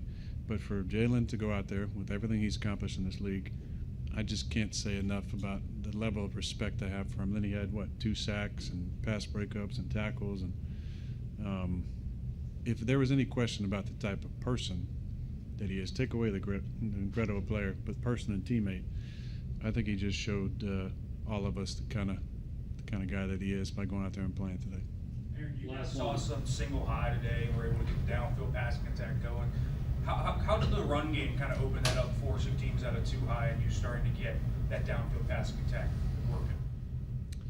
Well, teams want to play too high and rush with their front four, but I think Art's done a nice job the last few weeks of mixing the personnel groupings a lot, and some with Spence out there as an extra offensive tackle, and it puts some stress on the defense. If you would just want to play too high, because now we got some extra poundage there on the same side, especially when him and Darnell are on the same formation alignment side. So I think Art did a good job of keeping them off balance, and we started it today with an action keeper. They blew wide open, but Art's done a good job with the formations. We throw a lot of things at him. Obviously, we're trying to keep DK out there as much, but we can do some Big 11 stuff and let Ben do some things. We can get our our fast guys in there with Scotty and Roman and Cal when he comes back, or we can go big and play 3 or 4 tight ends at the time, and sometimes have Spence be that tight end. So a lot of credit goes to Art, Fredo getting those boys ready, and then I think Pat and Ike have done such a good job with the offensive line. They're a really smart group, one of the smartest groups I've been around, but they controlled the line of scrimmage today. All right, thank you. We have DK coming in right now. All right, we are back after hearing Aaron Rodgers. Again, we are live at Cloud 33 in Penn Hills, Pennsylvania. We come to you after the Steelers win against the Cleveland Browns. A solid win. We won 23-9 at home.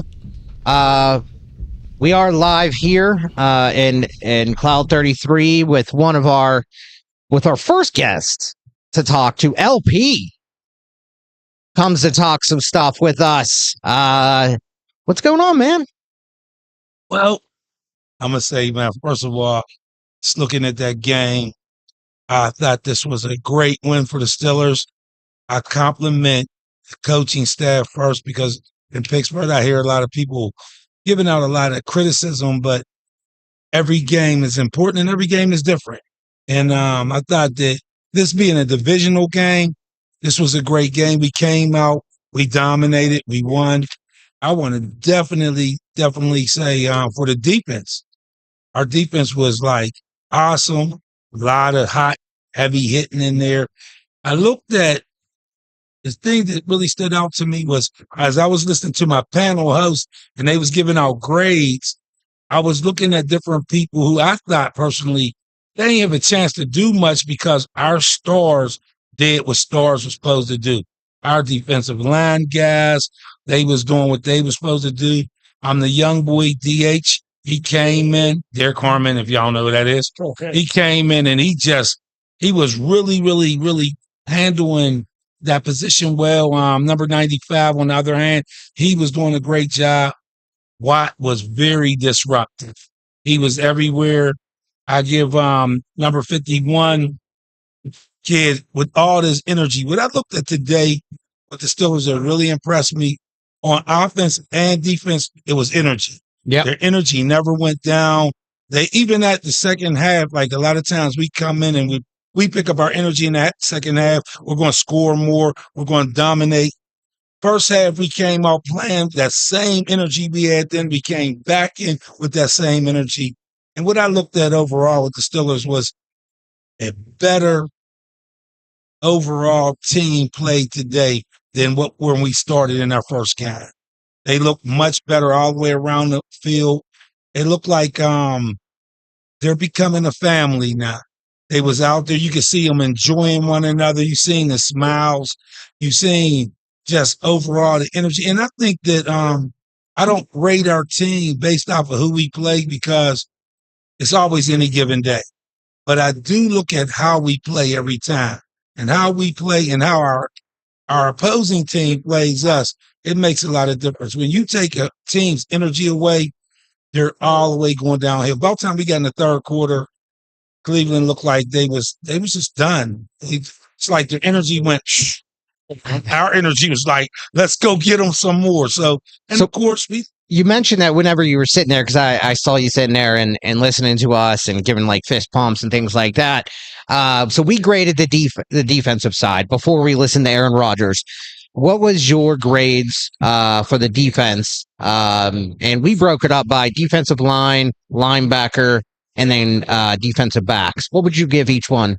You know what? When I looked at the team, when I looked at the defensive line and I looked at our linebackers coming off the line, it was such a team effort because there was a lot of times you seen combination tackles. It wasn't like one man did. It was like one man caused this to happen and another man he got the total package on it. And I seen that same thing also on offense, but I know we're talking about defense. Yeah. I don't want to mix it up. But there was a lot of team playing going on and a lot of team effort. And each of the stars, the superstars on the team, they stood out. They did what you expected them to do. Of course, we got one of the most expensive defenses in the league. And I just seen players all over the place just rising up today. I think that if I was to break it down by player, I think that kind of like if they're listening, I don't want nobody to feel like you wasn't as good as he was over there because everybody was great because we all won together. So you're not going to grade?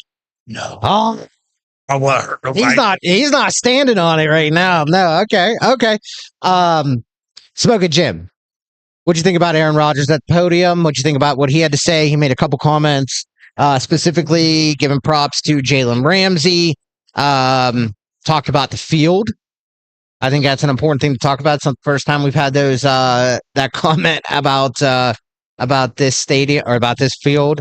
What do you think? Well, like I said on previous shows, for some reason I can listen to Aaron Rodgers all day and night. He's a funny guy to me.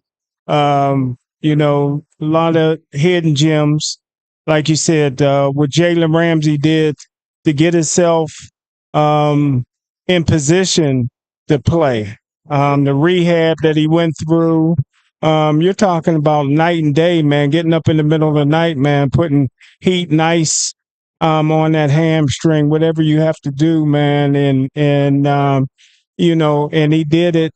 Listen, the MVP of the Pittsburgh Steelers is still Boswell, and we could have lost him today on that field. That's inexcusable for you to be playing in the cow pasture for an NFL stadium. You know what I mean? They should have rolled a new field out before this particular game. Ever since Heinz Field or Acrisure Stadium has been built, they've always had problems with that field and that turf, and there's no excuse. And Aaron Rodgers alluded to it that Green Bay had that same problem, but they brought somebody over that knew what they were doing, and now they got one of the better fields in all of football. And the Pittsburgh Steelers need to, get that guy and hire him, whatever it takes. I think that was a direct shot. Yes, it was. At the organization saying, Yes, hey, something needs to be done. I've seen this before, but I've also seen a solution for it. Yeah. Because you're right. Chris Boswell is our MVP. He was our top scorer last year. That was a field goal that should have just been a normal play. We could have lost him. We could have had our top scorer gone for the rest of the year because of a massive hole, right? I mean, you saw the hole that was in it after that play. So seeing him slip like that and seeing, one, it takes points off the board. Let's talk about that. Like, it takes points off the board. But two, thank whoever's out there for not allowing Chris Boswell to get hurt, because that could have been a very, very bad situation. Well, Aaron Rodgers did say another thing. Oh, I'm sorry. No, speaking to the mic, yeah. Aaron Rodgers did say another thing that it seemed like it was like another answer, and he talked about the 7 cleats. And I think that when your field is like this and you have this type of field, maybe the players need to think about that. Chris Boswell, MVP, like you said, but of course, being prepared when you're playing in Pittsburgh. This is not his first game here. This is not his first time. We, as a organization, I think that the players, that's something they need to think about. I agree. Winning games like this. I agree. I'm not going to give our competitors tips on how to play here. I'll let them slide all over the place, but I don't want to see anybody hurt, or nothing like that. So, LP, I appreciate you for jumping on, my man. Thanks for watching a game with us today. Yes, sir. It's a blast here at Cloud 33. If you haven't been here, come through. Cigar lounge, sports lounge, Yeah, it was great. drinks flowing. We got cigars flowing. My man, thank you, LP. Come through. We're going to go to a break really quick. When we come back, we're going to have Kevin Cameron on the phone. Kevin Cameron, who was at the game in the press box, needs to give us a live update to make sure that we hear the ins and outs of everything that went down.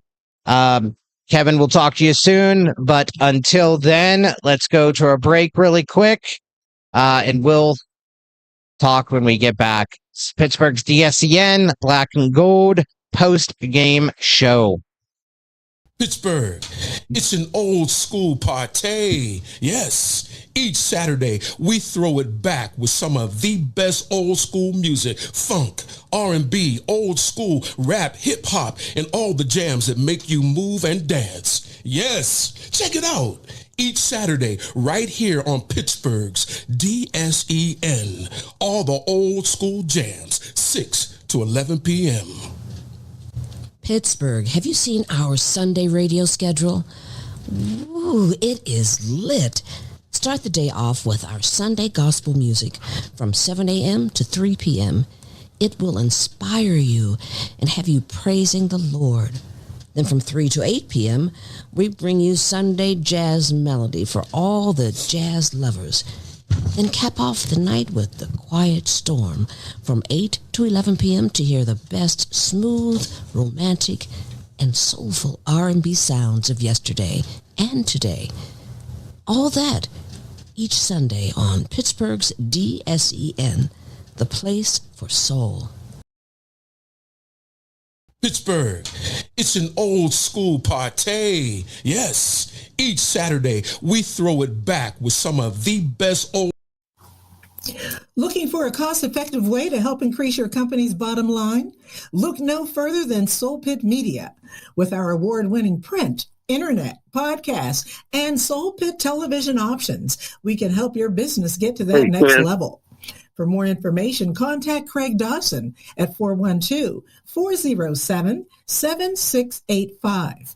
That's 412-407-7685. And let Soul Pit Media take you to that next level.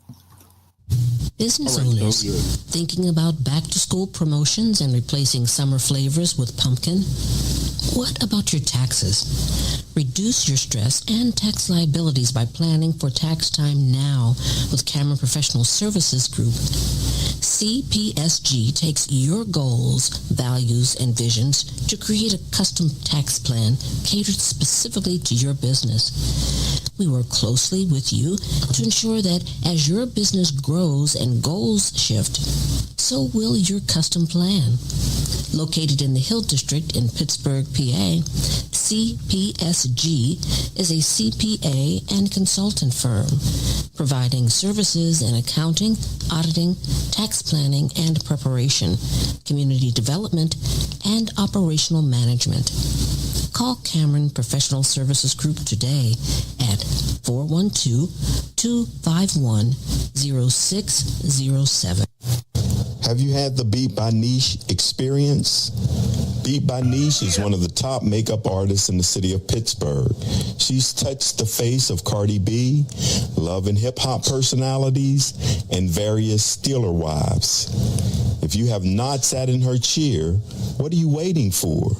Visit beatbyniche.com to schedule your special makeover for all occasions: weddings, graduations, proms, photo ops, and more.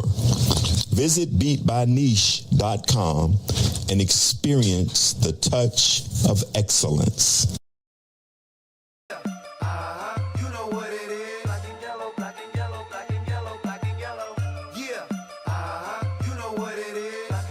All right. We are back. Pittsburgh's DSCN. Black and Gold post-game show. Pittsburgh Steelers win 23-9. Kevin Cameron. Kevin, can you hear us? I can hear you. I can hear you, Ken. There he is, my man, Kevin. Hey, what's up? What's up? What's up, What's fellas? going on? What's going on, Smokin Jim Frazier? Hey, good to hear from you, Kevin. Yeah, what a great victory here for our Pittsburgh Steelers to move their record to, what is it, 4-1 now? 4-1. That's right, with a bye. Yeah. 4-1. First victory in the AFC North. First victory at Acrisure Stadium this year as well. So yeah. So what did you? Because the feeling from some of the interviews after with Tomlin, even with Herbig and Rodgers so far, those are the ones we've listened to thus far. Okay. I know DK came out to talk as well, so we're waiting to hear that. But the feeling was that they left some things out on the field. Right, we were able to put a good game together. We were able to go up score 23 points on the number 2 defense in the league. But did we leave plays out there on the field?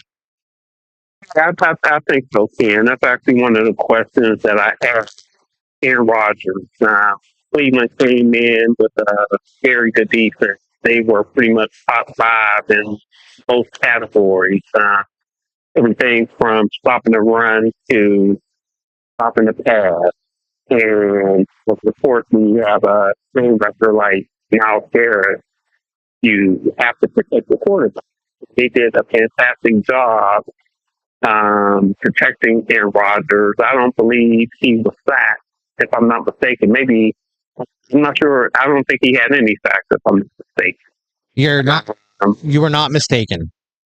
Okay. Arthur Smith came up with a fantastic game plan. He used a lot of personnel, moved the personnel around.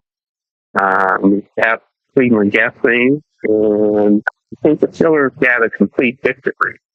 And I just want to make sure, Ken, you asked about points when I asked a question about the offense and one of the very good Cleveland defense.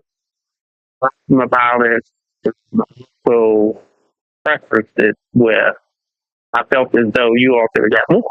Yep. Yeah, it was a great question. I mean, and it's kind of what we were all thinking here, and what the conversation was going into the fourth quarter. Yeah. If you take a look at those field goals, I think at halftime the game was 9-3 at halftime. And so yeah, there was some opportunities left on the field for a number of different reasons. I think Aaron Rodgers missed his receivers sometimes as well. And then I think the Steelers hurt themselves with, as Coach Mike Tomlin talked about, with some of the penalties that they had. Also, he mentioned that, those need to be cleaned up, and I believe that they will be cleaned up. And now, the Steelers are sitting pretty sweet right now. But they could have had a lot more points today. Yeah, and we had 10 penalties for 59 yards total. The yardage doesn't tell the entire story.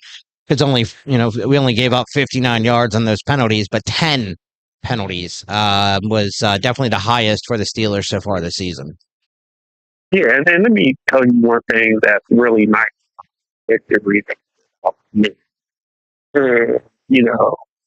When the Steelers win, people look for the negative, right?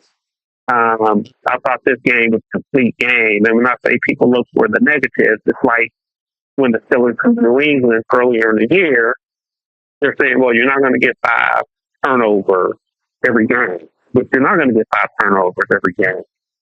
And today was a good example. The Steelers had no turnovers. They still won 14 points. And that really stood out to me. And I let you know that the Steelers could win all kind of ways. Right? They could win by taking the ball away. They can win with Chris Boswell making field goals. They can win in turnovers. And still winning like today. And we won the time of possession. How about that? Yeah, it stood out to me as well. One time of possession and also out rushing other teams. And they have a good running back, Quinshon Junkins. We held him a lot better than I thought we were going to. I know he had 12 carries for 36 yards. But overall, we outrushed them. We outpassed them, total yards. The only thing but we had more penalties, so that's something we have to clean up. We had a few people text in today, and I made a comment earlier in the show, and I wanted to run it by you.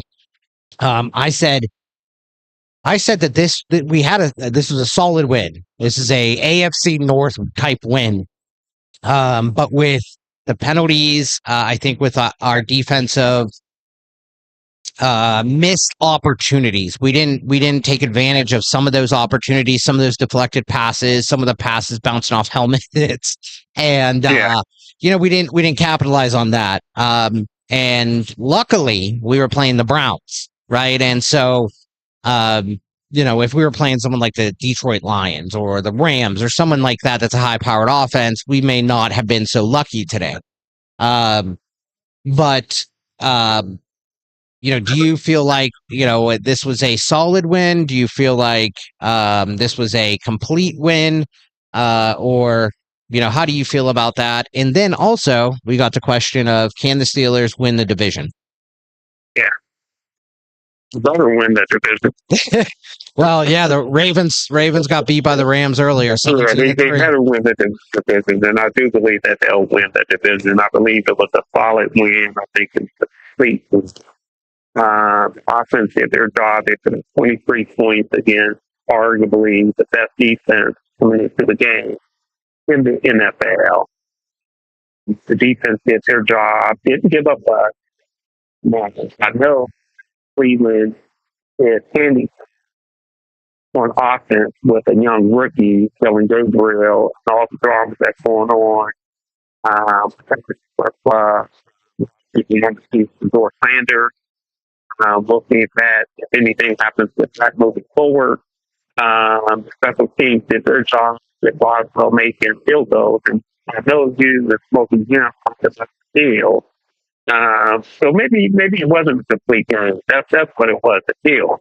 Yeah. Well, we'll throw out to that. We had this problem along, years ago. Personally, I haven't seen this problem arise very much in the recent years, but when you saw Boswell, make that kick or miss that field goal, the first thing I thought was, oh no. The ground crew messed it up for a complete game. Mm-hmm. And I was actually a concern about two Saturdays ago when Pitt played Boston College. I actually asked one of the other media people, the other media person, I said, do you believe that they'll put a new building before the next Steelers game? And he said he wasn't sure, and we both said, well, we'll see. And we did see. They did not. But just for everyone's knowledge, and I know, Roger talked about it as well as Smokin Jim said that the Steelers normally replace the field a number of times during the season. I know one after the WPIL championships that are played, normally late November, they'll change the field then. But I give the ground crew an F. For it. Yeah. And Smokin Jim, if I could give a double F, I'll give a double. Because I was alerted 2 Saturdays ago that there could be trouble. That's 2 Saturdays ago. To any listeners, Pitt played in Florida State. They played down in Florida yesterday. So this wasn't yesterday's game. This was last week's game, correct? Exactly. So they had 2 And weeks to that's figure why this out. two Saturdays ago. So 9 days ago? 10 days ago? Right. Something like that. Yeah. Wow. That's and we mentioned that Aaron Rodgers made that comment about the field, which I felt like was a direct shot at the organization to fix it, make the change. Yeah. You know, Green Bay did it. Yeah. Invest in a person to come in and fix this issue before it impacts the a player's career. Yeah. Well, keep in mind, our Steelers did it as well. You all remember the mud bowl that happened years ago when Miami came here and played in horrendous field conditions. Changes were made there.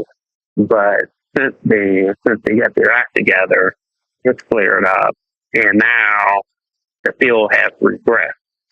So it needs to be addressed again, and it never happened again. Well, I did see recently that there was conversations about improvements to the field. A couple $100 million, I believe, is needed to make proper renovations to Acrisure Stadium or start discussing a new stadium.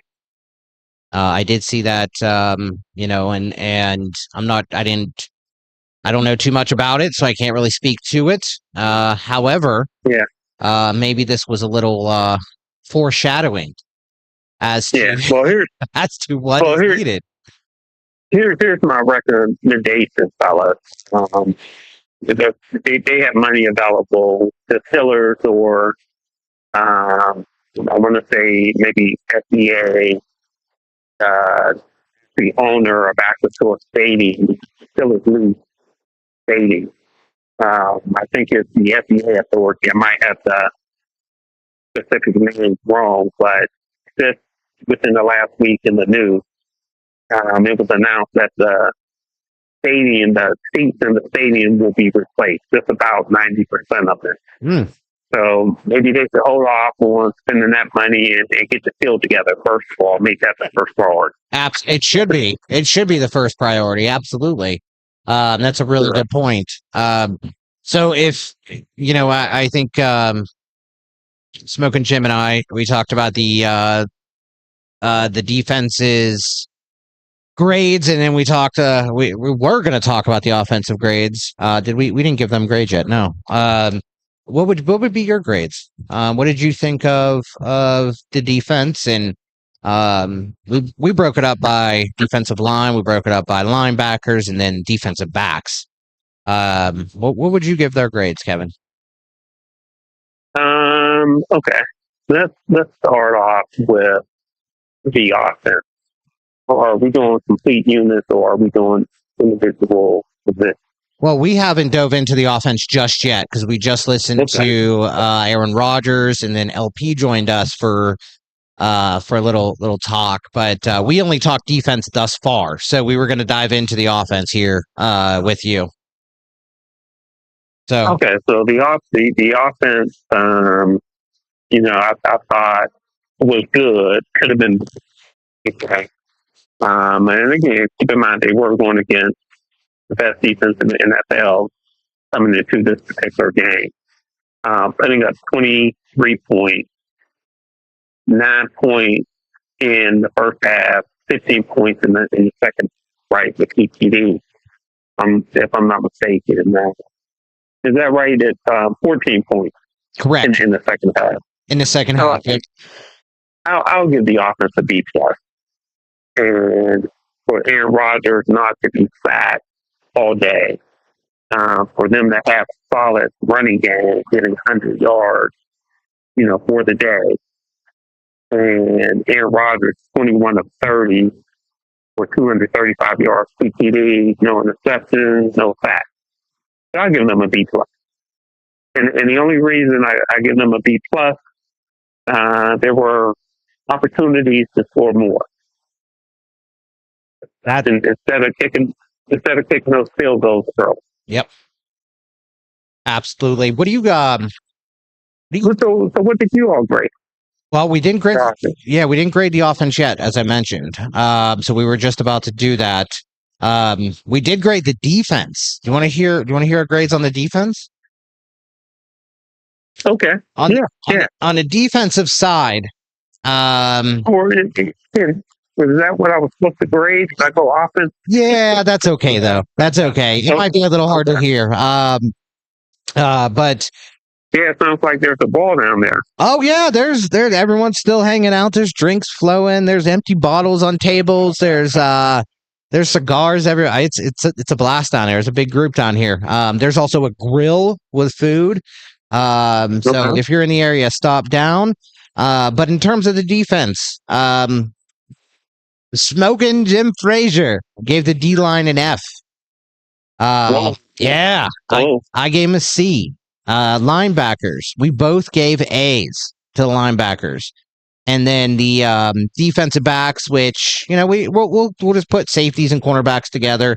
Well, no, we separated them. We gave the safeties an A, and then I gave the defensive backs a C. And what did you give the cornerbacks? Just gave them all defensive backs an A. An A. Okay, so you gave defensive backs an A. So I'll give the defensive backs an A as well. I thought the cornerbacks left a lot out there. I thought they got more of a C level grade, but so yeah. So what would you give the defense? Well, I want to hear from Smokin. I want to hear as far as why he gave that grade for the defensive line.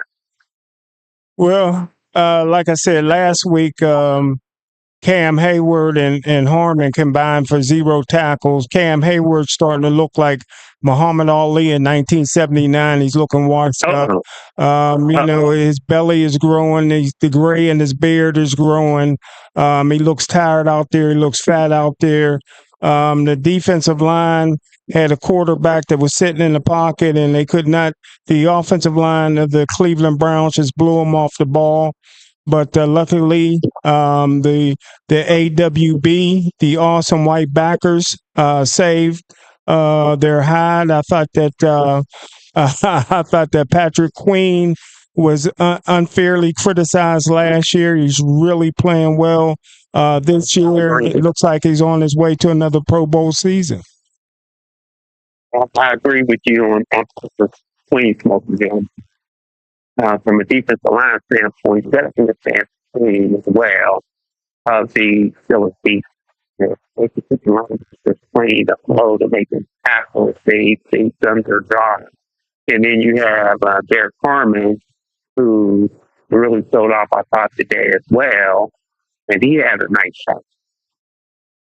So, yeah, we're way far apart as far as the defensive line. And then for the defense, the whole Cleveland, from a rushing standpoint, but keep in mind, everyone, the Steelers have been getting better each game with what's the center. Cleveland only had 65 yards of rushing. I believe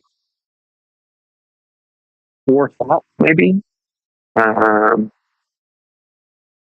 Or six actually. Yeah, Steelers had 6. Yes, and that's the second game in a row the Steelers have 6 sacks. Matter of fact, they're doing so well. They're international. They have 6 overseas.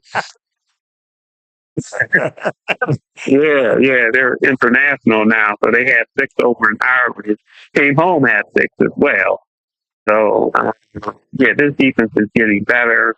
The defensive line, man, I haven't had a chance to break down the tape yet, as I normally do.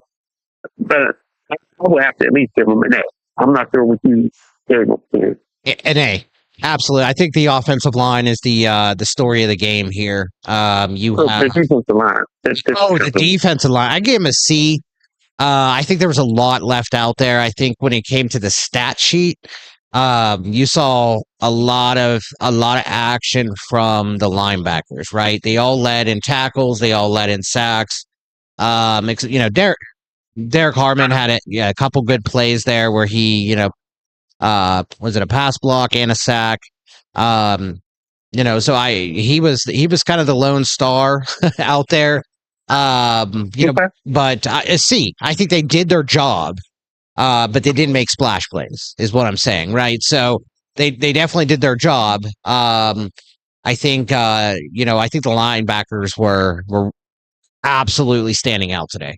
Yeah. Across the Anytime the linebackers stand out, you have to tribute the defensive line for allowing that. Absolutely. And then when I take a look at these here as well, someone we haven't talked about is Deshaun Elliott. Oh yeah, he was both of our key players of the game. Yeah, Deshaun Elliott and also Jalen Ramsey. And I know you all heard the post-game interview of Aaron Rodgers. Okay, and he just praised Jalen Ramsey. Did you all hear that portion of it? Yes. Okay. Yep. So he just praised.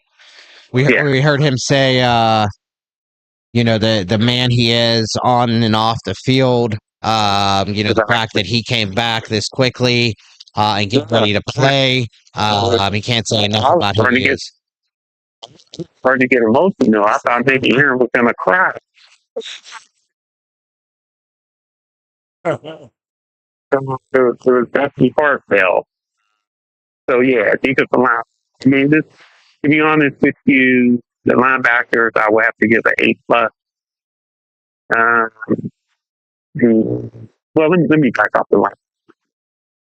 Probably no, because there were some passes to their tight ends as well. So it wasn't perfect, but it was a real good job. I don't think we go Everton to Harry.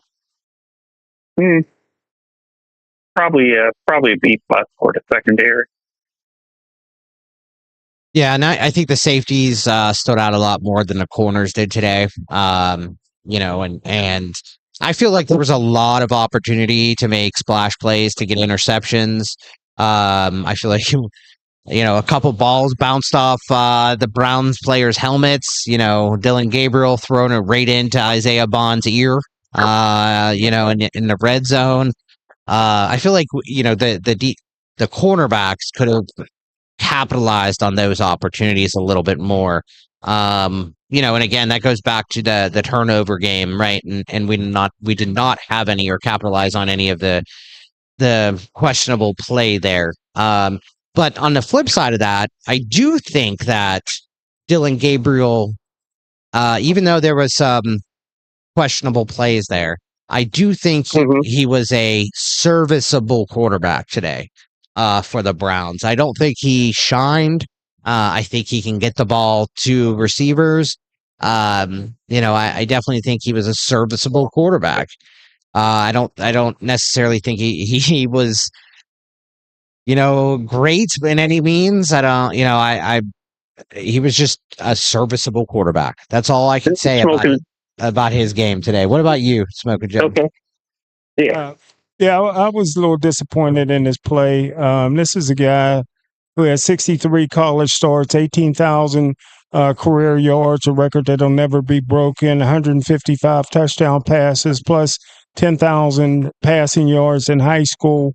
I thought that Dylan Gabriel really was going to put up some impressive numbers, but that goes to show you that when you're playing against the highest paid defense in the history of the National Football League, they really earned their money today. I thought the Pittsburgh Steelers defense played as well as they played in the first Super Bowl against the Minnesota Vikings when they shut down Chuck Foreman, held him to 20 yards, and shut down the NFL's all-time leading passer, Fran Tarkenton.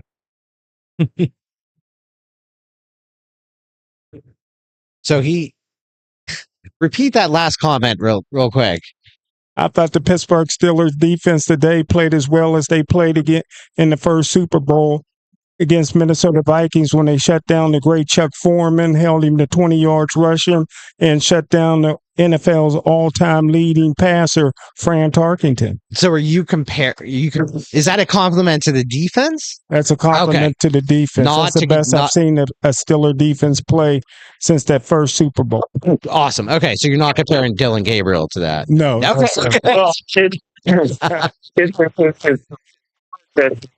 hard to play that type of defense unless the defensive line is effective. Right. Okay. But as far as Dylan Gabriel, I wasn't okay. Going into the game, I thought that the Steelers really had to force him. If they forced him to throw, I thought he would be in trouble. He threw for 52 times. 52 attempts. Yeah, 221 yards off 52 attempts.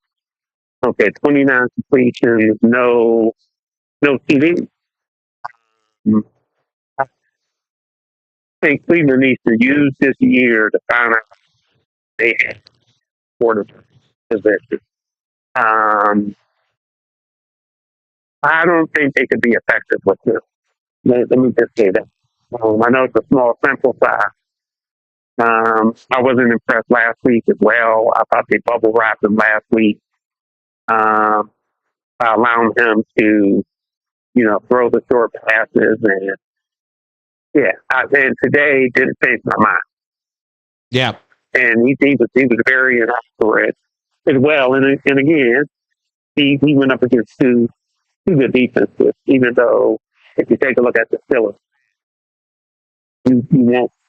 you won't see that they won't look good, but I expect for them to start to improve from a stat standpoint as well. One thing and I know we talked about this at the very beginning, Kevin, and the great Smokin Jim and I talked about it as well, was the time of possession today. We had only 2 possessions that did not end well, with counting the missed field goal. 3 possessions that did not end in points. So it went field goal, punt, field goal, touchdown, punt, missed field goal, and I'm removing the end of the game from that. And let me do this again. If I could copy and getting the number that people are coming for online for. Yeah, unfortunately, the phone lines are not working. Yeah, so what we need to do, if anyone is trying to call in, just text your number over, and we'll make sure we give you a call if you want. Yep, please text it in. If you need the number, the text line, it is 412-218-3888. Again, you could text us at 412-218-3888. I will call you directly since our phone lines are down. So, if you see a number come out there, it is mine. I'm not going to say my number over the live radio. That's why I said just and we'll make sure you tell them. Absolutely. We actually got a text in here. We've been blowing up with texts. We got, Cleveland should have played Sanders. That's from Bama Barbie. My girl. And they're talking about our division. The lack of starting quarterbacks right now in our division. And, is this an opportunity for the Steelers to, go up a number of games where we might not be able to get, or we can get further ahead in the division? Not only further ahead in the division, I thought I saw Jacksonville lost today as well. The Steelers are in a position where they could legitimately lust for number 1 seed.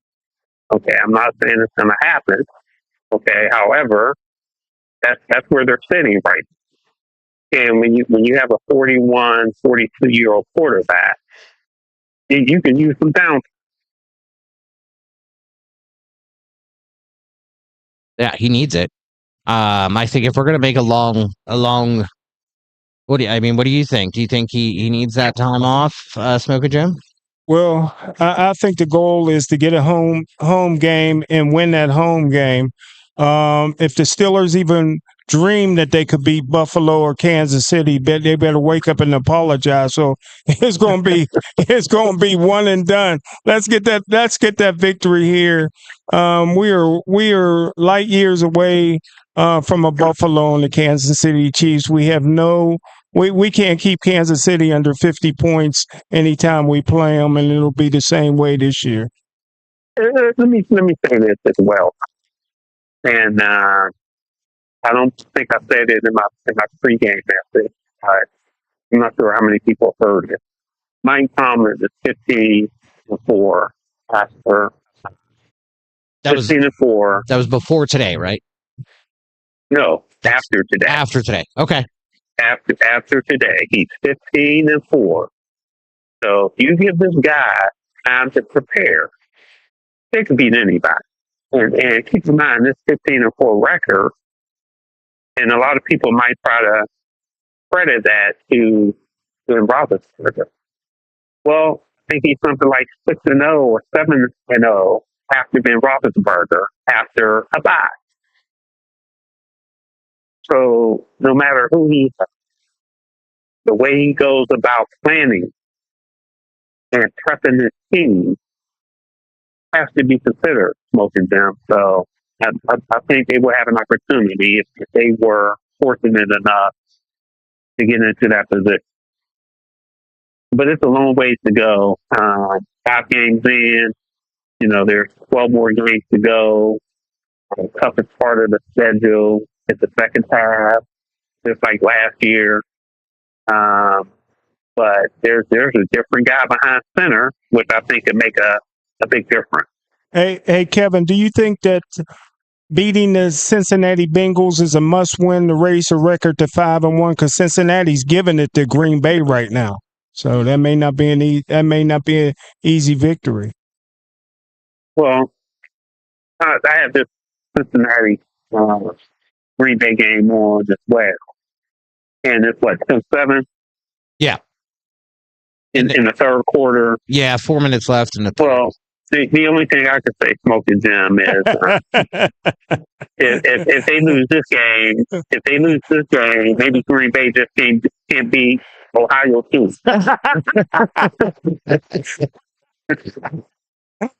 or Joe Flacco. Didn't he play them for when he was in the Browns last week? There you go. There you go.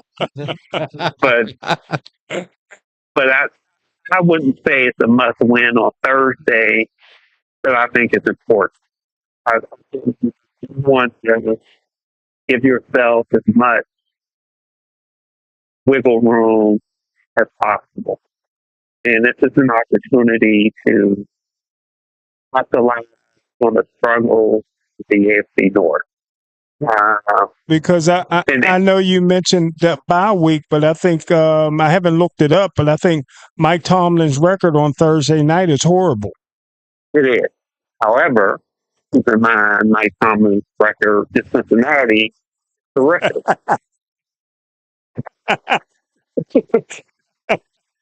So pick your poison. Pick your poison, or I should say your delight, right? So yeah, Thursday night I think should be it should be very interesting, very very interesting. A number of players came back for the Steelers today. We already talked about Jalen Ramsey. Porter was back again, or he was back for the first time in pregame. Damon Warren is looking good. Also talked about Johnson. I'm not sure if you all heard me ask Mike Tomlin about Johnson as well. But it seems as though they're starting to get him more playing also.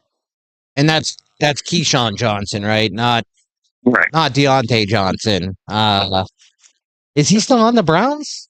I didn't think so. But Keyshawn Johnson had that solid was it punt return or kickoff return? Punt return, right? That was called back on a penalty. You're talking about Williams. Oh, I'm talking about Keyshawn Williams. Yes, I am. Yeah. Yes, I am. I'm sorry. Yeah, number 80. Sorry about that. Yes. You know, they utilize a number. They utilize Warren, Johnson, and number 14, Gainwell. Yeah. So I'm sorry about that. Yeah, you're talking about Caleb Johnson. Sorry. And keep in mind, I think part of the reason that was done also, Mike Tomlin understands that there's a Thursday game, even though he'll say he's only focusing on today's game. You know, we use the split snap to keep people as fresh as possible. That's important. It's a short week. Well, and you got to have in other people as well, right? And your question to Mike Tomlin was about, you know, did you, in essence, right? Did you kind of do this to keep him fresh? Did you do it to kind of improve his confidence? And you know, like I could read between the lines in that question, and even though Tomlin was like, "Hey, we're not going there," I think that there's a little bit to that. Give him some carries. But I thought he took it the wrong way, or maybe he just didn't want to answer a certain way. But my question was from a positive position that, hey, you know, this is a young guy that is bouncing. And that's important. Right. You know, he's getting that confidence. He's bouncing back. What he wants. Right. Yeah. And you need that too. And you know, I know Smokin Jim is not a Caleb Johnson believer. He's five carries, 15 yards. Yeah. But you know, he had a long one for now. 9 yards, yeah. Well, just think that'll really brought his 3.0 average way down if he had. This guy. He but you never know whenever we may need him, right? I mean, Jalen Warren is not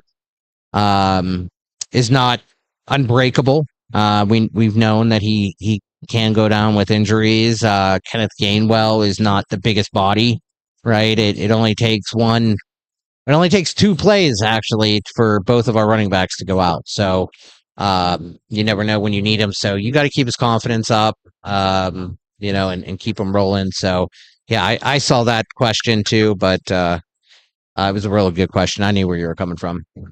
Well, I'm glad you saw that way because, you know, like I said, it was definitely from a positive position.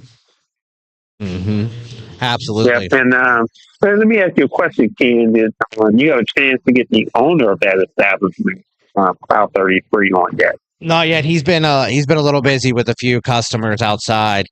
So I've called him over a few times, but he's been a little busy. He'll be on though. He'll be on. He'll be on. Yeah. He'll be on. All right. I know. Hey, one thing. The sellers got to recognize this, right? Since we started our post-game show, they're 3-0. That's right. We are the reason. They're 3. I mean, they should have us into the stadium and do the post-game. I heard that you asked about it, right? Well, not yet. No, we're thinking the same way though. We're thinking the same way. Before I asked about that though, I'm going to ask about the field. Okay? Yeah, there you go. There you go. Kevin, it's been great. Thank you so much for calling in. Want to make sure you're safe and you get back home safely. Call in again if anything else pops up. Otherwise, we're going to go into the last hour of the show. We're going to listen to DK, who talked at the podium today. We're also going to discuss some other opinions from the players' perspective or the player interviews, and then we're going to hear from the owner of the establishment here at Cloud 33 in Penn Hills, Pennsylvania. And maybe get a few more call-ins. So I'll keep an eye out for any text. Again, if you want us to call you because our phone line is down right now, just give us a text with your number, and I will call you directly so we can get you on the line. And let me do this in 30 seconds before I hop off here. We appreciate everyone listening on the radio stream as well as YouTube.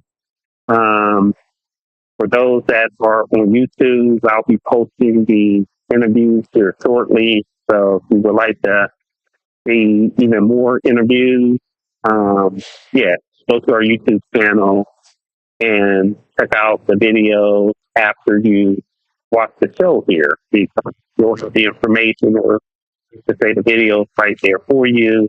And if you haven't subscribed, please subscribe. All right, fellas. You two are doing a fantastic job, and I'll be talking to both of you later. All right, Kev. All right, take care. All right, thanks. All right, that was Kevin and Cameron. So right now we're going to go to a quick break, and then when we get back, we're going to hear DK Metcalf, as well as the owner of Cloud 33 is going to give us his opinions. He was very opinionated during the game. I had the opportunity to sit next to him and hear him talk the entire time, and I assure you, he's opinionated. So we'll be right back.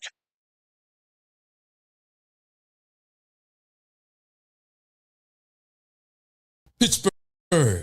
It's an old school party. Yes, each Saturday we throw it back with some of the best old school music, funk, R&B, old school, rap, hip hop, and all the jams that make you move and dance. Yes, check it out. Each Saturday right here on Pittsburgh's DSEN. All the old school jams, 6 to 11 p.m. Pittsburgh, have you seen our Sunday radio schedule? Ooh, it is lit. Start the day off with our Sunday gospel music from 7 a.m. to 3 p.m. It will inspire you and have you praising the Lord. Then from 3 to 8 p.m., we bring you Sunday jazz melody for all the jazz lovers. Then cap off the night with The Quiet Storm from 8 to 11 p.m. to hear the best smooth, romantic, and soulful R&B sounds of yesterday and today. All that each Sunday on Pittsburgh's DSEN, the place for soul. Pittsburgh, it's an old school party. Yes, each Saturday we throw it back with some of the best old school music, funk, R&B, old school, rap, hip hop, and all the jams that make you move and dance. Yes, check it out. Each Saturday right here on Pittsburgh's DSEN. All the old school jams, 6 to 11 p.m. Pittsburgh, have you seen our Sunday radio schedule? Ooh, it is lit. Start the day off with our Sunday gospel music from 7 a.m. to 3 p.m. It will inspire you and have you praising the Lord. Then from 3 to 8 p.m., we bring you Sunday jazz melody for all the jazz lovers. Then cap off the night with The Quiet Storm from 8 to 11 p.m. to hear the best smooth, romantic, and soulful R&B sounds of yesterday and today. All that each Sunday on Pittsburgh's DSEN, the place for soul. Pittsburgh, it's an old school party. Yes, each Saturday we throw it back with some of the best old school music, funk, R&B, old school, rap, hip hop, and all the jams that make you move and dance. Yes, check it out. Each Saturday right here on Pittsburgh's DSEN. All the old school jams, 6 to 11 p.m. Pittsburgh, have you seen our Sunday radio schedule? Ooh, it is lit. Start the day off with our Sunday gospel music from 7 a.m. to 3 p.m. It will inspire you and have you praising the Lord. Then from 3 to 8 p.m., we bring you Sunday jazz melody for all the jazz lovers. Then cap off the night with The Quiet Storm from 8 to 11 p.m. to hear the best smooth, romantic, and soulful R&B sounds of yesterday and today. All that each Sunday on Pittsburgh's DSEN, the place for soul. Pittsburgh, it's an old school party. Yes, each Saturday we throw it back with some of the best old school music, funk, R&B, old school, rap, hip hop, and all the jams that make you move.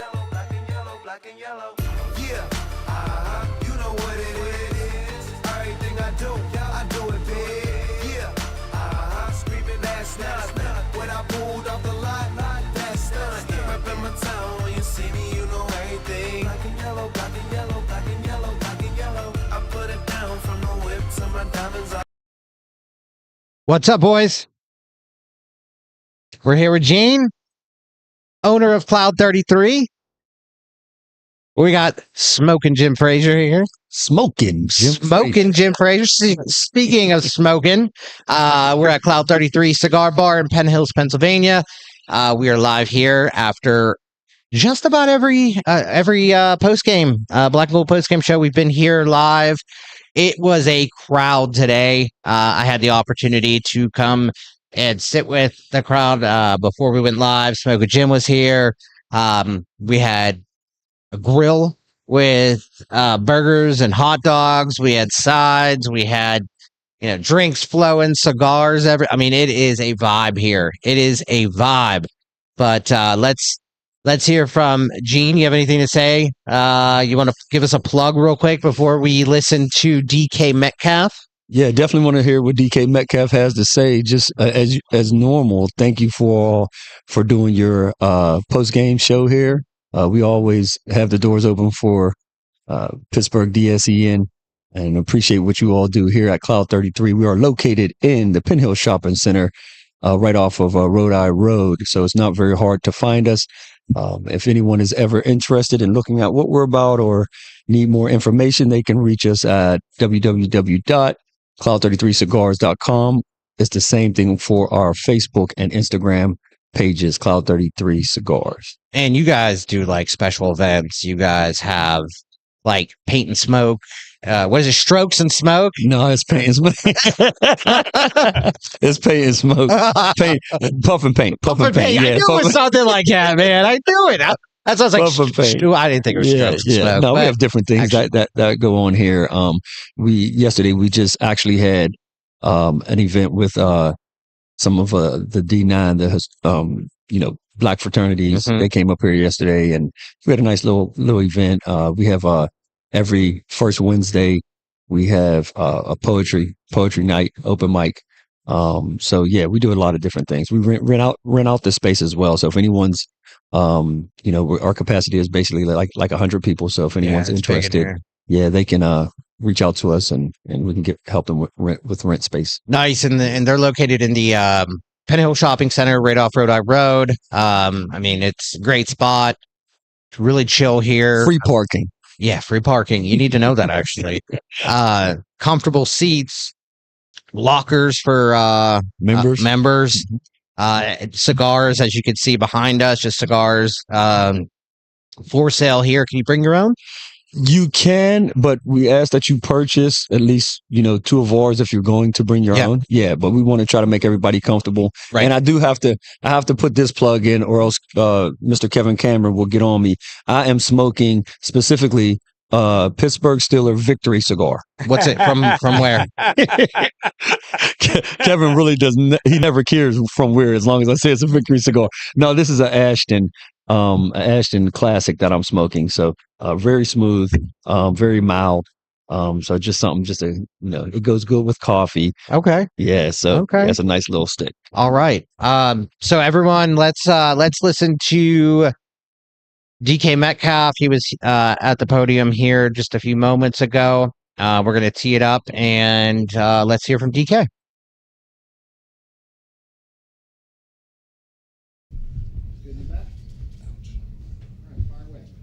DK, what do you like about the way the offense is evolving here as each week you go?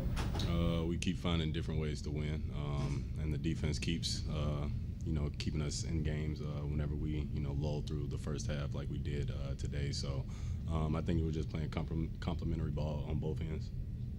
DK, what's key to the timing on those routes that you're having success with Aaron right now? I think it's just the timing during practice, and us talking about the different DBs that we're going to go against throughout the week, and making sure we're both on the same page with how they play me, either press coverage, soft shoe, or if they hard jam, if they two-hand jam or one-hand jam, and just all those details about the DBs.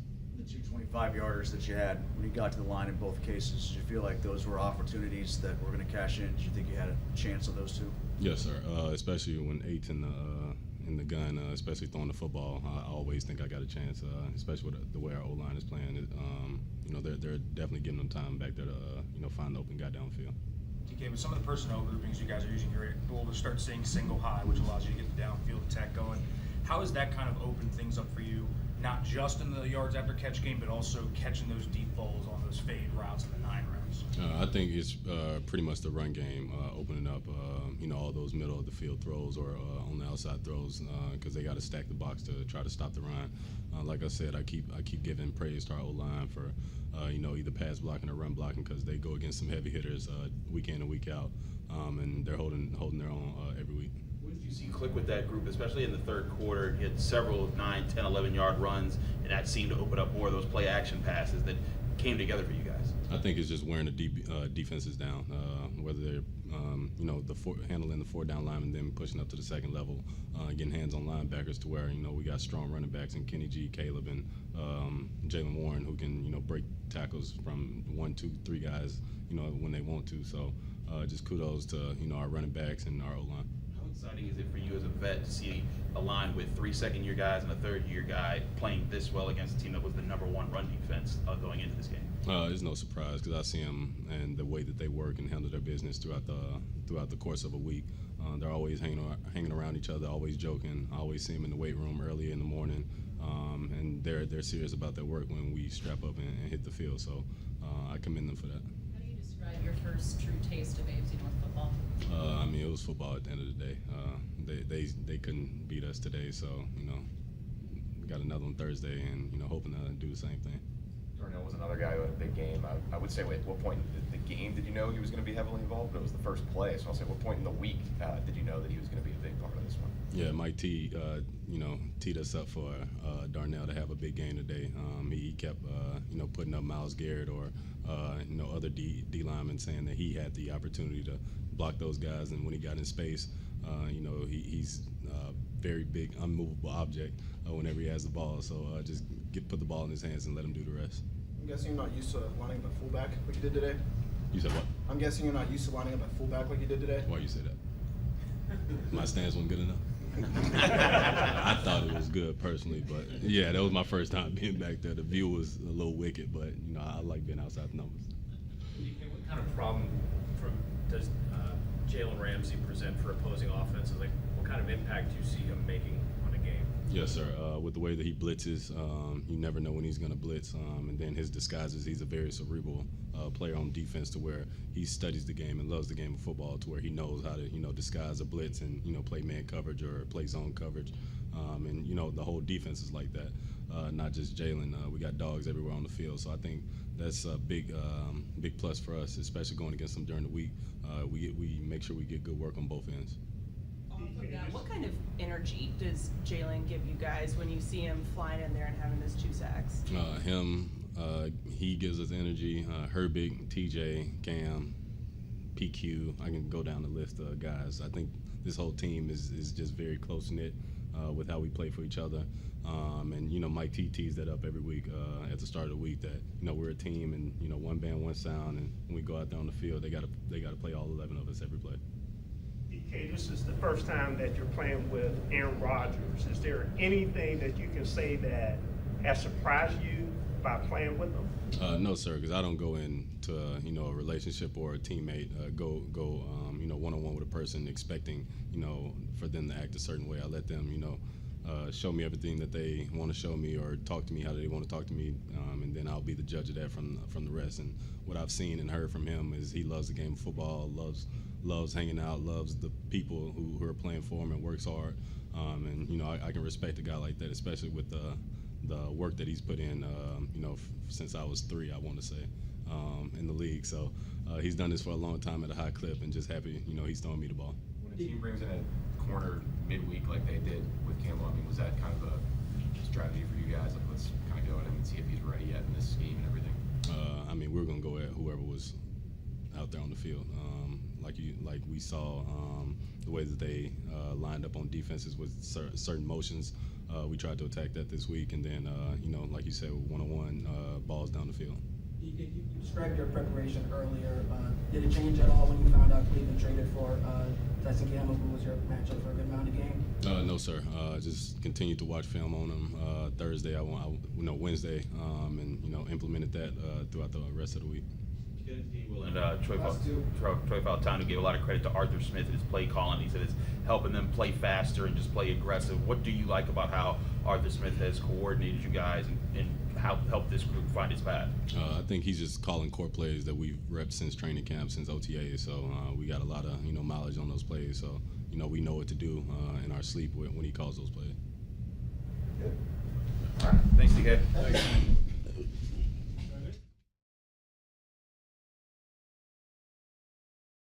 All right, we're back. What did you think, DK Metcalf? Can I just make a comment before we go into this? He's like the realest dude. Yeah. Like, yes, sir, to every reporter. Yes. Just the realest dude. I love it. I love it. But what are your thoughts? You want me to go? Yeah. Want me to go? Jump in. Absolutely. Jump in? Yeah, you're the owner here, man. So, you know what? To your point, very respectful. It seems very easy to speak to. And I think that comes because he is so authentic and so genuine, just in his approach and his demeanor and everything. So it was really nice to see him articulate, some of the thoughts behind the game planning and things of that nature. One of the things that stood out to me, and I think we have to, I didn't hear if you all already did. You may have, but give credit to that offensive line. Give credit to the offensive coordinator for the way that they, came in as far as the game planning. He talked about how Tomlin was focused on Darnell Washington for this game. So there, obviously there was a lot of thought that went into making him a part of today's success, and that speaks to a coach's high level of preparation. And understanding who's on the opposite side of the ball or the opposite side of the field. So, there's some familiarity, as we know, between the two teams being in the AFC North. And, kudos to Tomlin for getting those guys prepared for today's game. I tell you what, man, guys from down south, they very respectful, but what's disrespectful is the way they dress. Listen, can't these guys put on a suit? And Jalen Hurts put on a suit. Listen, if you want to be a champion, you got to look like a champion. He comes in there with a blue jean jacket, a T-shirt hanging out. Hey, listen, it should be mandatory that these guys, they're making millions and millions of dollars, wear a suit, man. If Jalen Hurts and some of these other guys can look professional, why can't the entire league look professional? Man. Different day and age now. Yeah, different day and age. I'm not going to hate on that opinion, but I will say, if he's balling out on the field, I don't care what you wear. Well, that's why the Steelers haven't won a playoff game. Yeah, and that's exactly what my thought was. Now if we start do it bad or we don't make it to the playoffs, I guarantee you that's going to be the first thing that like those kind of takes. Now them slobs on the offense and defensive line, they get a pass. They can't get fitted for a suit. But the rest of these guys, man, get them put a suit on. I don't know. I think he might be bigger than half the dudes on the line, but he's all muscle. That's for sure. Yeah. He said something too that I love to hear. One band, one sound, right? And that's a Tomlinism, but it just shows that they're coming together, right? And to your point earlier, because Smokin Jim made a comment that they're coming together right now. And I think it was either you or LP, but they're coming together right now, and you could see them starting to work together. That was LP. That was LP. Then, yeah, I didn't think Smokin Jim would say something that nice. I didn't think so. All right, so I had the opportunity to sit next to my man Gene right here during the game, and we shared a lot of thoughts. But what you think of the win? What do you think? What do you think about where we're at in the AFC North and the AFC as a whole? Because now we're not just talking about the AFC North; we're talking about the AFC. Agreed. What do you think, and where are we going? Like, what's happening right now? Yeah, man. So to your point, I think you just talked about gelling, and I think we're gelling at a great time right now with Baltimore sitting at what 1-5, I believe now. Yeah, is it 1-5? Baltimore's at 1-5. Cleveland's out of the mix. It looks like Cincinnati may have a tough game today. So I think we are gelling at the correct time. And when you talk about overall the AFC, there's some good teams. There's some good teams. So I mean, if we should be able to pull in one of those. I don't know. I think I would put us at least what would you say top 5 maybe right now on the back end. Yeah, right now, and this is before Buffalo plays tomorrow night. But right now we're in second place behind Indianapolis Colts and just in front of Buffalo Bills in the AFC conference. Yeah, I still from a holistic standpoint, I would still put us behind them. I understand Buffalo, yeah, they would walk all over us. Right now. I understand the records, but when you just from the eye test, Buffalo and even the Colts. I mean, the Colts are legit. They're for real. Danny Dimes, isn't that what they call him? Mm-hmm. Indiana Jones. Yeah, Indiana Jones. He's really doing a number there. And we have to play in Indianapolis. We play the Colts coming up soon, I believe. I know that Indianapolis don't have a backup quarterback. Richardson today in pregame warmup is playing with bands and in the fracturing his orbital. Wow. So, I mean, that brother can't get a break. Right.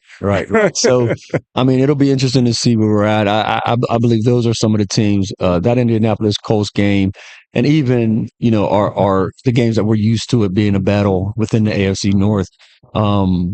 What do we do versus the Ravens? What do we do second time round versus the Browns, who are probably going to be better because given, the truth is Dylan Gabriel did not look horrible. To me, he's a game manager. He didn't look horrible. It doesn't look good for Shador, unfortunately. But that team is going to be really hyped up come the second game that we play them at their place. So, but overall, man, offensive line looked great. That's something that we were talking about today, and kudos to them. Did you all give the game ball out yet? No, we didn't. We talked about our 3 key players so far. We haven't actually given a game ball out, but this is a good time to talk about it. Offensive line for me. The whole line. Yes, the whole line. All right. We kept Aaron Rodgers up. We were able to move the ball with Warren back in there, and it wasn't just with Warren because the rookie he had a couple nice runs. I mean, we were pushing the ball down their throats. So kudos to the offensive line. It allows the running backs to show their talents and be able to read some of the holes in a more formidable fashion. And not only that, giving Aaron some time to make certain throws, except that one to DK up the left side where it looked like a Russell Wilson ball, moon ball. Oh my gosh. Outside of that, man, the offensive line just did a great job today. So that will be my game ball. And I do want to note that Smokin Jim Frazier was clapping when I said yes, he was offensive line. So when you get a clap by Smokin Jim, man, it feels good. It's like I said something right. Yeah, right. Smokin Jim, who would your game ball go to? It got to go to Mount Washington, man. This is a guy that's been underutilized for the first 2 years. He's been here, and they finally put Freiermuth non-blocking behind in the doghouse, and now they're giving an opportunity to a real all-around football player. It's funny. I as you can see the screen over here, okay, I had this pulled up because I wanted to talk about his stats because that's who my game ball would have gone to. And that saw you pulling it up. Yeah, I know he saw you pulling it up. He just wanted to beat you to the. I know. He pulled up Darnell. I got it. The Darnell Washington. I think there's 2 things that we need to talk about here because we talked about the offensive line, and I would give him a game ball as part of that group, right? Because him blocking Myles Garrett, on the end.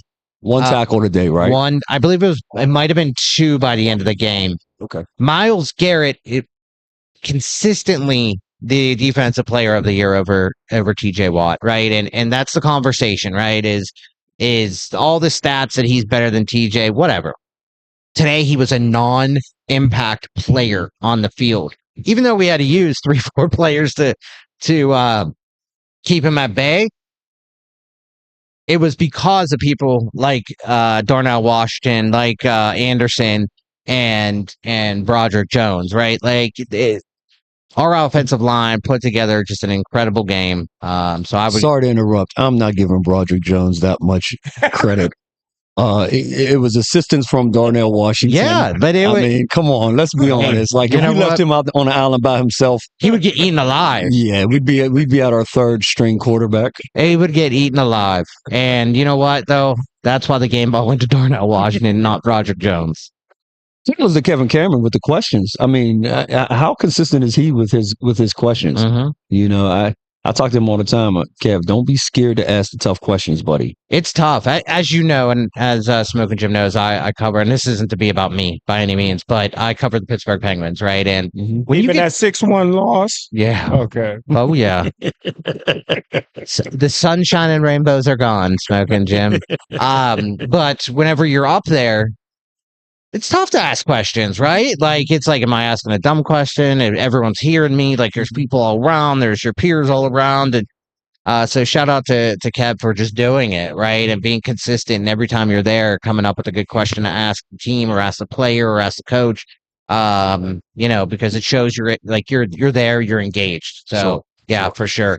In terms of the around the NFL right now, because we're going to be, I mean, we're coming up here pretty soon, right? We got about 30 minutes left in the show. I did get a text that we have one person that's going to be joining our show here in just a moment. His name is JT Taylor. JT the Brick. Yeah. Who? JT Taylor. Tizzle. You all heard that name before? But in terms of around the league, right, we got Broncos beat the Jets 13-11 over in London. We got the Chargers that took out the Dolphins 29-27. The Patriots took out the Saints 25-19. The Rams took out the Ravens 17-3. The Colts took out the Cardinals 31-27. The Seahawks took out the Jaguars, which the Seahawks look dang good right now. The Panthers beat the Cowboys 30-27. And don't forget George Pickens, 9 catches, 168 yards, and a touchdown. Yeah, he's only getting those targets because CeeDee Lamb is down. Smokin Joe Frazier, he was a non-factor when CeeDee was in the game. Hey, what do you think he wore after the game, Smokin Jim? I think he wore a Brooks Brothers suit. Oh, yeah, right. No way. The Bengals are currently down 24-10 right now, with 4:58 left in the fourth. Buccaneers are up 27-19 over the 49ers with 10 minutes left in the fourth. And the Raiders 20-10 over the Titans with 2 minutes left in the fourth quarter. We're going to go to a really, really quick break. Are you going to stick with us? I'm going to go finish smoking my cigar. Okay. And then we'll be back. You want to give us a quick plug again real quick? Yeah, before we go out? For sure. Cloud 33 in the Penn Hills Shopping Center. We are open. Only days we are closed are Tuesdays. We open up at 6 p.m. During the week, open until midnight, and then on the weekends till 1 a.m. And obviously for Sundays here with Pittsburgh DSEN Sports. So yeah, if you need anything, please give us a call. 412-407-6653, or you can reach us at cloud33cigars.com. Also the same tag for Facebook and Instagram, Cloud33 Cigars. My man, Gene. We love you. We appreciate you, man. And thank you for the hospitality. As always, you guys are the best here. Love it here. So we'll be back right after this really, really quick commercial. And we'll be Smokin back. Joe is still built like a linebacker. I just want to let him know. He will knock you out. We'll be back right after this with James JT Taylor. Each Saturday, we throw it back with some of the best old school music, funk, R&B, old school, rap, hip hop, and all the jams that make you move and dance. Yes, check it out. Each Saturday, right here on Pittsburgh's DSEN. All the old school jams, 6 to 11 p.m. Pittsburgh, have you seen our Sunday radio schedule? Ooh, it is lit. Start the day off with our Sunday gospel music from 7 a.m. to 3 p.m. It will inspire you and have you praising the Lord. Then from 3 to 8 p.m., we bring you Sunday jazz melody for all the jazz lovers. Then cap off the night with the Quiet Storm from 8 to 11 p.m. to hear the best smooth, romantic, and soulful R&B sounds of yesterday and today. All that each Sunday on Pittsburgh's DSEN, the place for soul.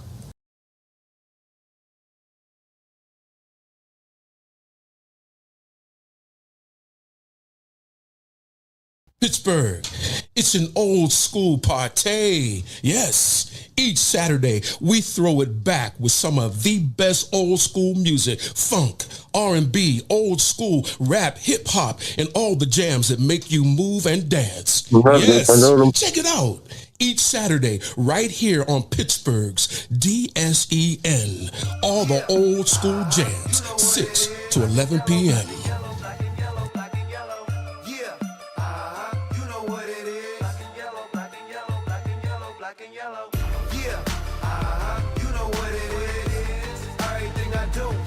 All right. Pittsburgh's DSEN Black and Gold post-game show. We have with us the Tizzle, the JT. Hey, what's up, fellas? What's going on? We got JT on the phone, the Tizzle. We got Smokin Jim Frazier. JT the Brick. What's going on, man? You got it, baby. Hey, I tell you what, you guys have been watching you. You guys are doing a really, really great show. And, man, I'm checking you out, man. The only thing you need to do is, like, maybe stand up with the pen in your hand and, you know, like, move around a little bit because you look just like a professional, whatchamacallit. I appreciate that, man. It's the first time I've done 1 and 2s. I don't know what I'm doing here. Okay, I went through training like a week ago, and now I'm doing my best I can. Well, I know one thing. It's a good thing I'm not there because it would be like Fizzle the lawyer because I'd have a lot of objections today. You know what I'm saying? That's what I like to hear. Let's hear them. Well, first of all, Smokin Jim, I love you to death, man. But come on, man, you gotta have a big guys coming in there wearing those 3-piece, Sandra belt suits.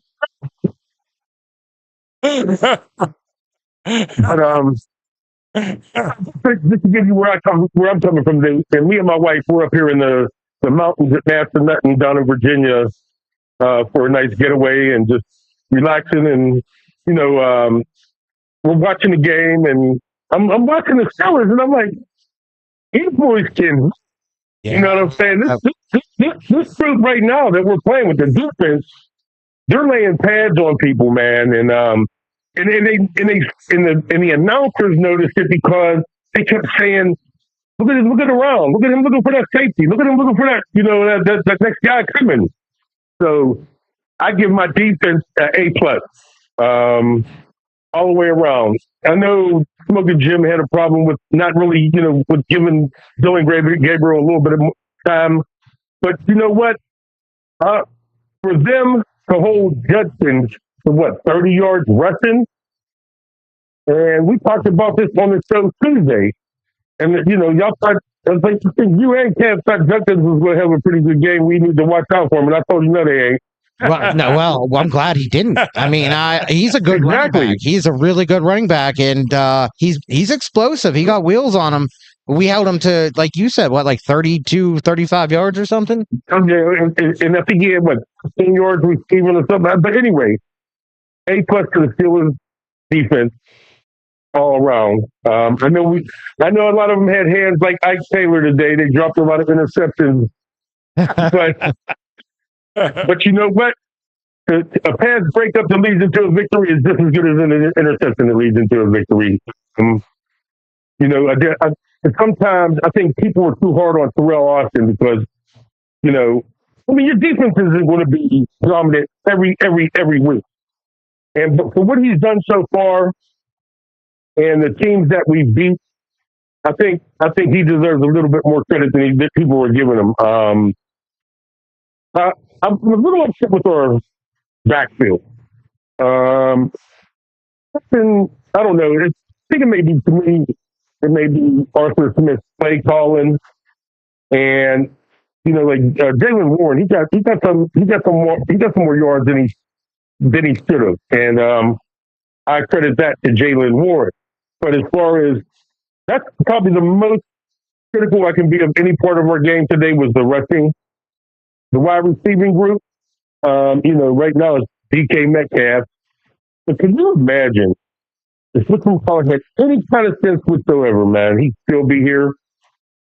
George Pickens. Yes, sir. Yes, sir. And I mean, look what he's doing down there in Dallas. I think he's uncomfortable. And I think right now, George Pickens may be the best wide receiver in the NFL. I'm gonna keep it 100. Well, and like you and I talked about this a lot, JT. George Pickens, to me, you can't replace his talent. He hands down has the catch radius of like a Megatron, with the hands of like a Jerry Rice. Like his hands are so good, and you cannot replace that. Honestly, I'm going to be real. Like, I'm happy to see how good he's doing down there in Dallas. I don't think we Steelers would ever have an offense to be able to support the type of offense that he needs to be successful. Without, like, if Ben was here still, sure, right? Like what AB did. I don't think right now, like, we would be able to support him, which turns into a negative attitude, right? Because he needs the ball to be happy. Well, if you wait, check this out. If you watch Pickens, and this is like wishful thinking anymore, but still, if you watch Pickens, and Jim will understand what I'm talking about when I say George Pickens is the type of receiver who catches balls like John Jefferson used to catch the yes, sir. Chargers. Yes, sir. You would think there's no way in the world he was going to make this catch. Mm-hmm. And he would. And I mean, he just continues to amaze. I mean, look what he's doing down there with the quarterback. Yep. 9 for what he had today. What 9 for 138? 138. 168. 168. 168. So that's what I'm saying. That goes to show you. I mean, he wasn't lying when he was pissed off. Excuse me, but when he was there, give me the ball. Give me the ball, because he can make that stuff happen. You know what I mean? Like, he can make it happen. There's all you have to do is get him the ball. But if you don't have a game or a scheme to get him the ball, of course he's going to be upset. And who's been my A1 from day one that I told y'all last year? Who did I tell you last year was going to be here this year at one point? DK. Wow. He called it. He called it on a show, on a recorded show. He goes, DK is going to be here next year. And my son, Buddha James III, and my grandson, my grandprince James IV, for his first birthday, man, they both had on DK Metcalf jerseys, and I said it for a reason. I knew he was going to be here. And his radius too is unbelievable. Yes, sir. Yes, sir. Yeah, but he doesn't have the hands that GP does. No, look. Pickens, I mean, but still, DK Metcalf, just when you think he's not going to make that catch, he makes that catch. He's done it a number. He's proved us already that he can do this. Yeah. But and this here goes to show you how Aaron Rodgers has forgotten more than most of some of these young quarterbacks even know. Okay, and the way he's using all his targets, all his receivers. Like the catch today when he flipped it out to when we thought he was down and he flipped it out to I think it was Ronnie Smith. Yeah. I mean, it was just his quarterback IQ is still way up there. So don't sleep him. And everybody who sat around talking about, oh my God, we got Aaron Rodgers. That's the end of us. That's the end of us. Come on, I bet you're just sitting back applauding now, like, oh my God, thank God we got him. Yeah. Absolutely. So, his anticipation and on-field awareness you can't teach that. That's something that comes with experience, and oftentimes rookie quarterbacks don't have until they have a few seasons under their belt, right? And we're really lucky that he still has an arm because he's making plays. And just imagine if he was a few years younger and still had his legs. We would be pretty dangerous. But I think he's been doing, excellent. He's been carrying our offense. Now, and our special teams, you got to give them credit too. I mean, look at Chris Boswell. Yeah. Boswell is a game changer in the first quarter as opposed to the first, second, and third quarter as opposed to the fourth. And the reason why I say that is, think of how many games where he's made 3 and 4 field goals even before he enters the fourth quarter, still giving us a chance to win. So, I mean, Chris Boswell, and then I heard the second most accurate kicker in NFL history. Wow. And said it on TV, and I didn't even realize that. And I'm wondering who's number one. I'm thinking maybe Tucker, but I don't know if he's been around long enough. You know what I'm saying? Yeah. So you'd have to look that up for me, Ken. But and I know you only have so much time, and I wish I was there. But like I said, man, this weekend was dedicated to my wife down here at Massanutten, and I even told her I'm not even picking the golf clubs, babe. She had to tell people, like, he ain't even taking his golf clubs. So, we just, like I said, we're down there enjoying each other. We probably get ready to play some Scrabble or something. I might let her win, She might not. I think she hears me, but yeah, we're just enjoying each other, man. And I miss you guys. I wish I was there, but she comes first. Let me take a guess, Ken. Either the kicker from Dallas or the kicker from San Diego Chargers. So I want to make sure that I have this right. Did you say the most accurate kicker? The second most accurate kicker in NFL history. Because I think Tucker had it, but then he lost it last year. Yeah, so he lost it to the Los Angeles Chargers kicker, Cameron Dicker. Yeah. Cam Dicker the kicker. Yeah, so and I don't know after today once this is updated, but it looks like they have Chris Boswell as 5th most accurate, behind Cameron Dicker, Justin Tucker, Eddie Pinheiro of the 49ers, Harrison Bucker. So we're in 5th right now, but that could have changed today. Cameron Dicker, how long has he been around? 3 years, maybe, at the most? Right. Yeah, he was he was 2022, so 3 years. Yeah. Eddie Pinheiro has been around since 2018. Yeah, they count 100 kicks. Yeah. That's what it is. That's kind of a weak number, only 100 kicks. Yeah. Right. So off of as opposed to 1,000, Right.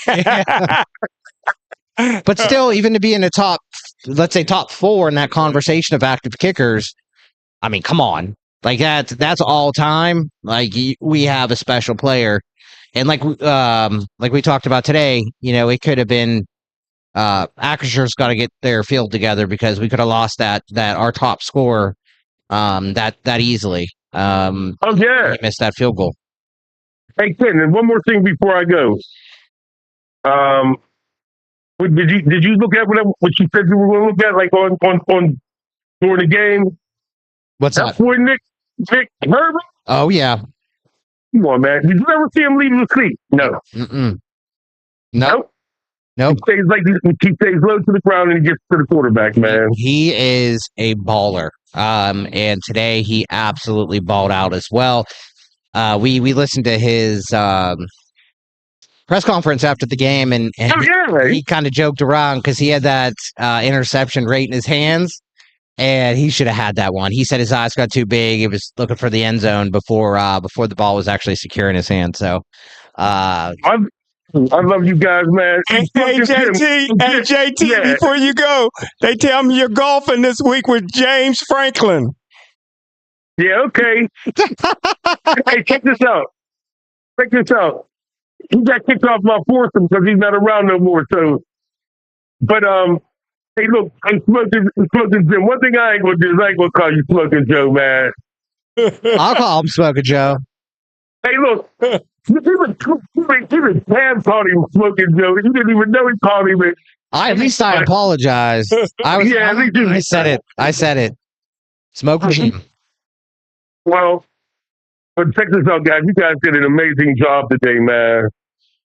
And my hat's off to you. But I'm going to here to get me some fried pork chops, some salad. So, hey, great job, guys. And everybody up at Cloud 33, Jay Tizzle says, and I'll holler at you later. All right. Thanks for calling in. We appreciate you, man. My man. All right. Have a good trip. Be safe on your ride home. All right, buddy. Bye. All right, later. That was JT the Tizzle Taylor. Wow, he really picked DK. How did he know that Steelers had a shot at DK? He called it. I don't know. And I know DK was introduced to his fiance by Sierra, Russell Wilson's wife, and they're like best friends. So maybe he was thinking if Russell was still here, then they bring in his best friend and his wife's best friend, which is DK's fiance. But yeah, that's great that JT said that DK would come here. I don't think anybody's seen that. Yeah, right. I mean, yeah, he definitely called it, and props to him because that's a crystal ball type type call there. But I'd like where we're at right now, Jim. I really like where we're at right now. You know, Green Bay's up 27-18 right now with 152 left. I think the Bengals, I don't want to discount the Bengals. I still think that they're going to be a little competitive, even with Joe Flacco. He can throw the ball around still. But against our defense, I think we have a chance right now. My biggest concern was always the Ravens. It still always will be the Ravens. What do you think they're going to do once Lamar gets back? These guys, they can really score with Lamar. Today, Henry broke out of his shell. He ran for close to 130 yards today. Derrick Henry. So, Zay Flowers has been up and down injury wise. I think he played today. He was back from injury. So when they get healthy, the key is, like you were saying, Ken, earlier, the key is to build up a big enough buffer and a big enough lead where it really won't matter, because the Steelers always split against the Ravens anyway, no matter how good. I don't care if it was Ray Lewis or whatever, they're going to split because they're a rivalry. But yeah, and if we split, to me, that's a win. Yeah. If we go, each one win, one loss against them, as long as we don't get swept by them is my biggest concern. As much as I want to make sure that we sweep them, if we go 1-1, and that's when I do my predictions, right at the beginning of the year, I always go 1-1 against them. But I hope we sweep them this year. If Lamar's not in this year, we better sweep them. We all know the greatest team in NFL history is the 72 Dolphins. Will there ever be another team to go undefeated in the National Football League, in your opinion? I remember the Joe Montana San Fran came close. They lost one game. There's been a couple of teams lost one game. Was the Brady New England Patriots? Oh, they was undefeated all the way to the Super Bowl. Wow. Yeah. Did the Dolphins, did they win the Super Bowl that year? Yeah. Oh, they yeah. Did. Yeah, I thought so. And they had to play the games on the road. They played the Steelers at Three Rivers for the championship, but there wasn't no home field advantage. That's in those wild. days. Yeah. That is so. How did they choose home field? Each year it swung. So yeah, if the East had it one year, the next year the West had it. That's a home field advantage. No way. Yeah. So it was not based on record. It was based solely on who had it the year before. Yeah. So an undefeated team had to travel, and they won. They took care of they took care of business. Yeah, 1 week after the Immaculate Reception. Yeah, I think now with it being 17 weeks or 17 games, 18 weeks, with the the salary cap, with everything that goes on in the league now and how it's set up, it is going to be very, very rare to see a team go completely undefeated all year. Injury, I mean, everything involved. I find it really difficult unless you come across a Tom Brady type player who's leading a team. I mean, even look at the Chiefs, right? They were the closest thing to unstoppable, and it's still they didn't come close to. That's true. Yeah, so that's my opinion, though. Because I look at it like 12 wins, 13 wins. That's a dang good season, right? Yeah. And you're still 4 losses there. So, 17-0. Whew. Can you hear me? Okay, Yeah, I thought I just turned it off, being too excited. What do you think? You think we'll ever see one?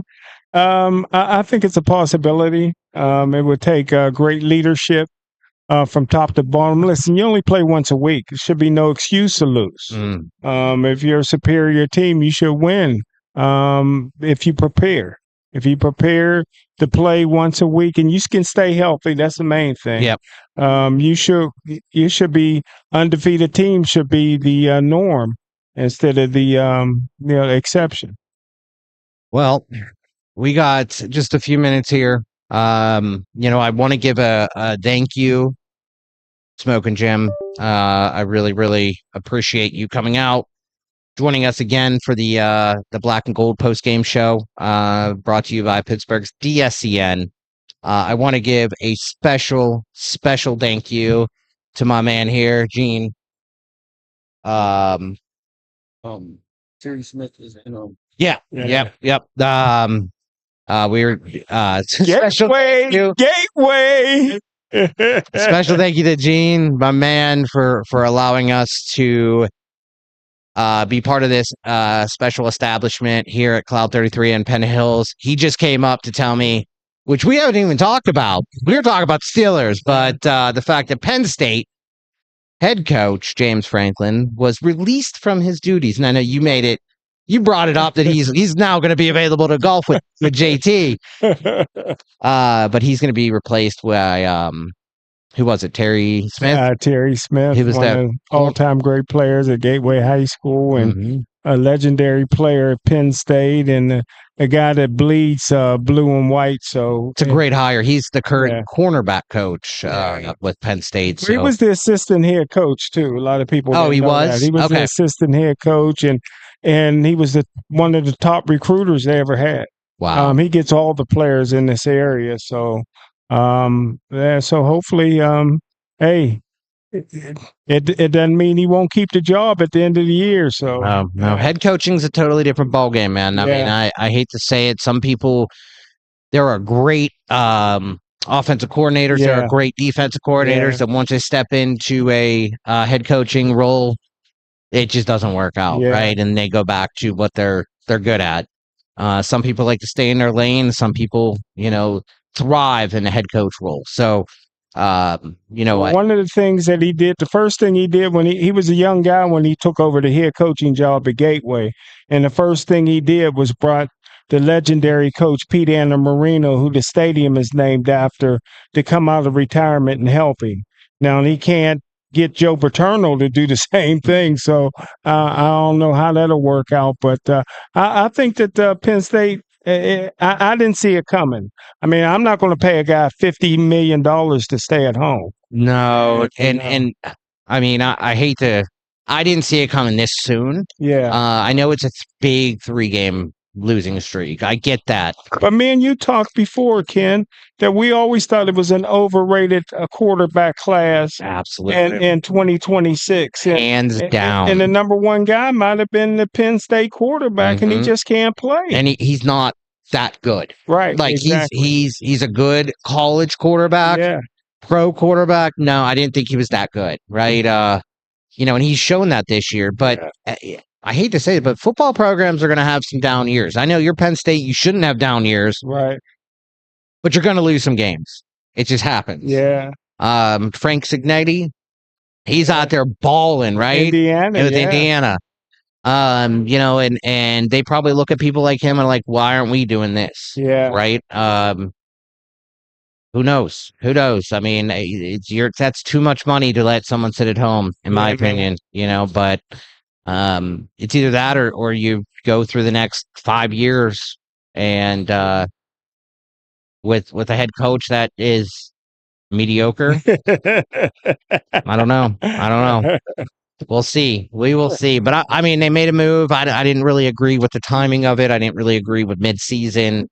Right after this losing streak. I don't know. It came across as reactionary to me. You know, but hey, my daughter goes there. We're Penn State fans. You know, we're paying the school, right? So who doesn't love she at main campus? Yes, she is. Wow, that's amazing. Yeah, That's she's great.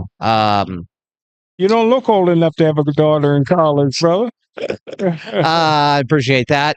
But she is a biology major. She's a junior there. She even said 50 million we're paying them, you know, so it's a lot of money, man. Now, what do you think of the freshman quarterback from Pitt? Is he the real deal? Yeah, I watched him. He looked good. He looked good the other day against Florida State or just yesterday against Florida State. I thought he looked good. You know, it's a small sample size still. You played against a big program. He did some good things. He made some mistakes too, which I like to see, right? Like you're not just doing what you like, not just doing what you need to do to win. Like you're taking chances. I like when quarterbacks take chances. There's a lot to learn. We'll see. I don't know if he's the real deal, but he looks good. Yeah. He looks good. He looks better than what they had there. So, Smokin Jim, we're there. We're at that time. All right. You want to take 30 seconds and give us a little closeout? Yeah, I tell you what, man, this is something I look forward to coming to. I tell you what, when you come to Cloud 33, you feel at home. You know what I mean? I've been a fan of Coach Eugene Wilson for a long time. He was a tremendous basketball player, great leaper, and a great leader, man. I covered a lot of his games when he coached Westinghouse. He turned that program around, man. Them boys was really playing some great basketball, great leader of men in the community. And this place here is going to be great for the community as well. I couldn't agree more with that statement. I just want to send another thank you to Cloud 33. Like you said, it's a community establishment. You know, a lot of great men and women come in and out of the doors here. So we appreciate you for hosting us. Pittsburgh's DSEN. Check us out, pghdscn.com. That is our website, 24/7 radio station and lifestyle entertainment. Check us out on Tuesdays. Soul Take Live, 6 p.m. to 8 p.m. Until the next day game, we're checking off. Thank you, guys. Thank you all. Make sure you said day game, right?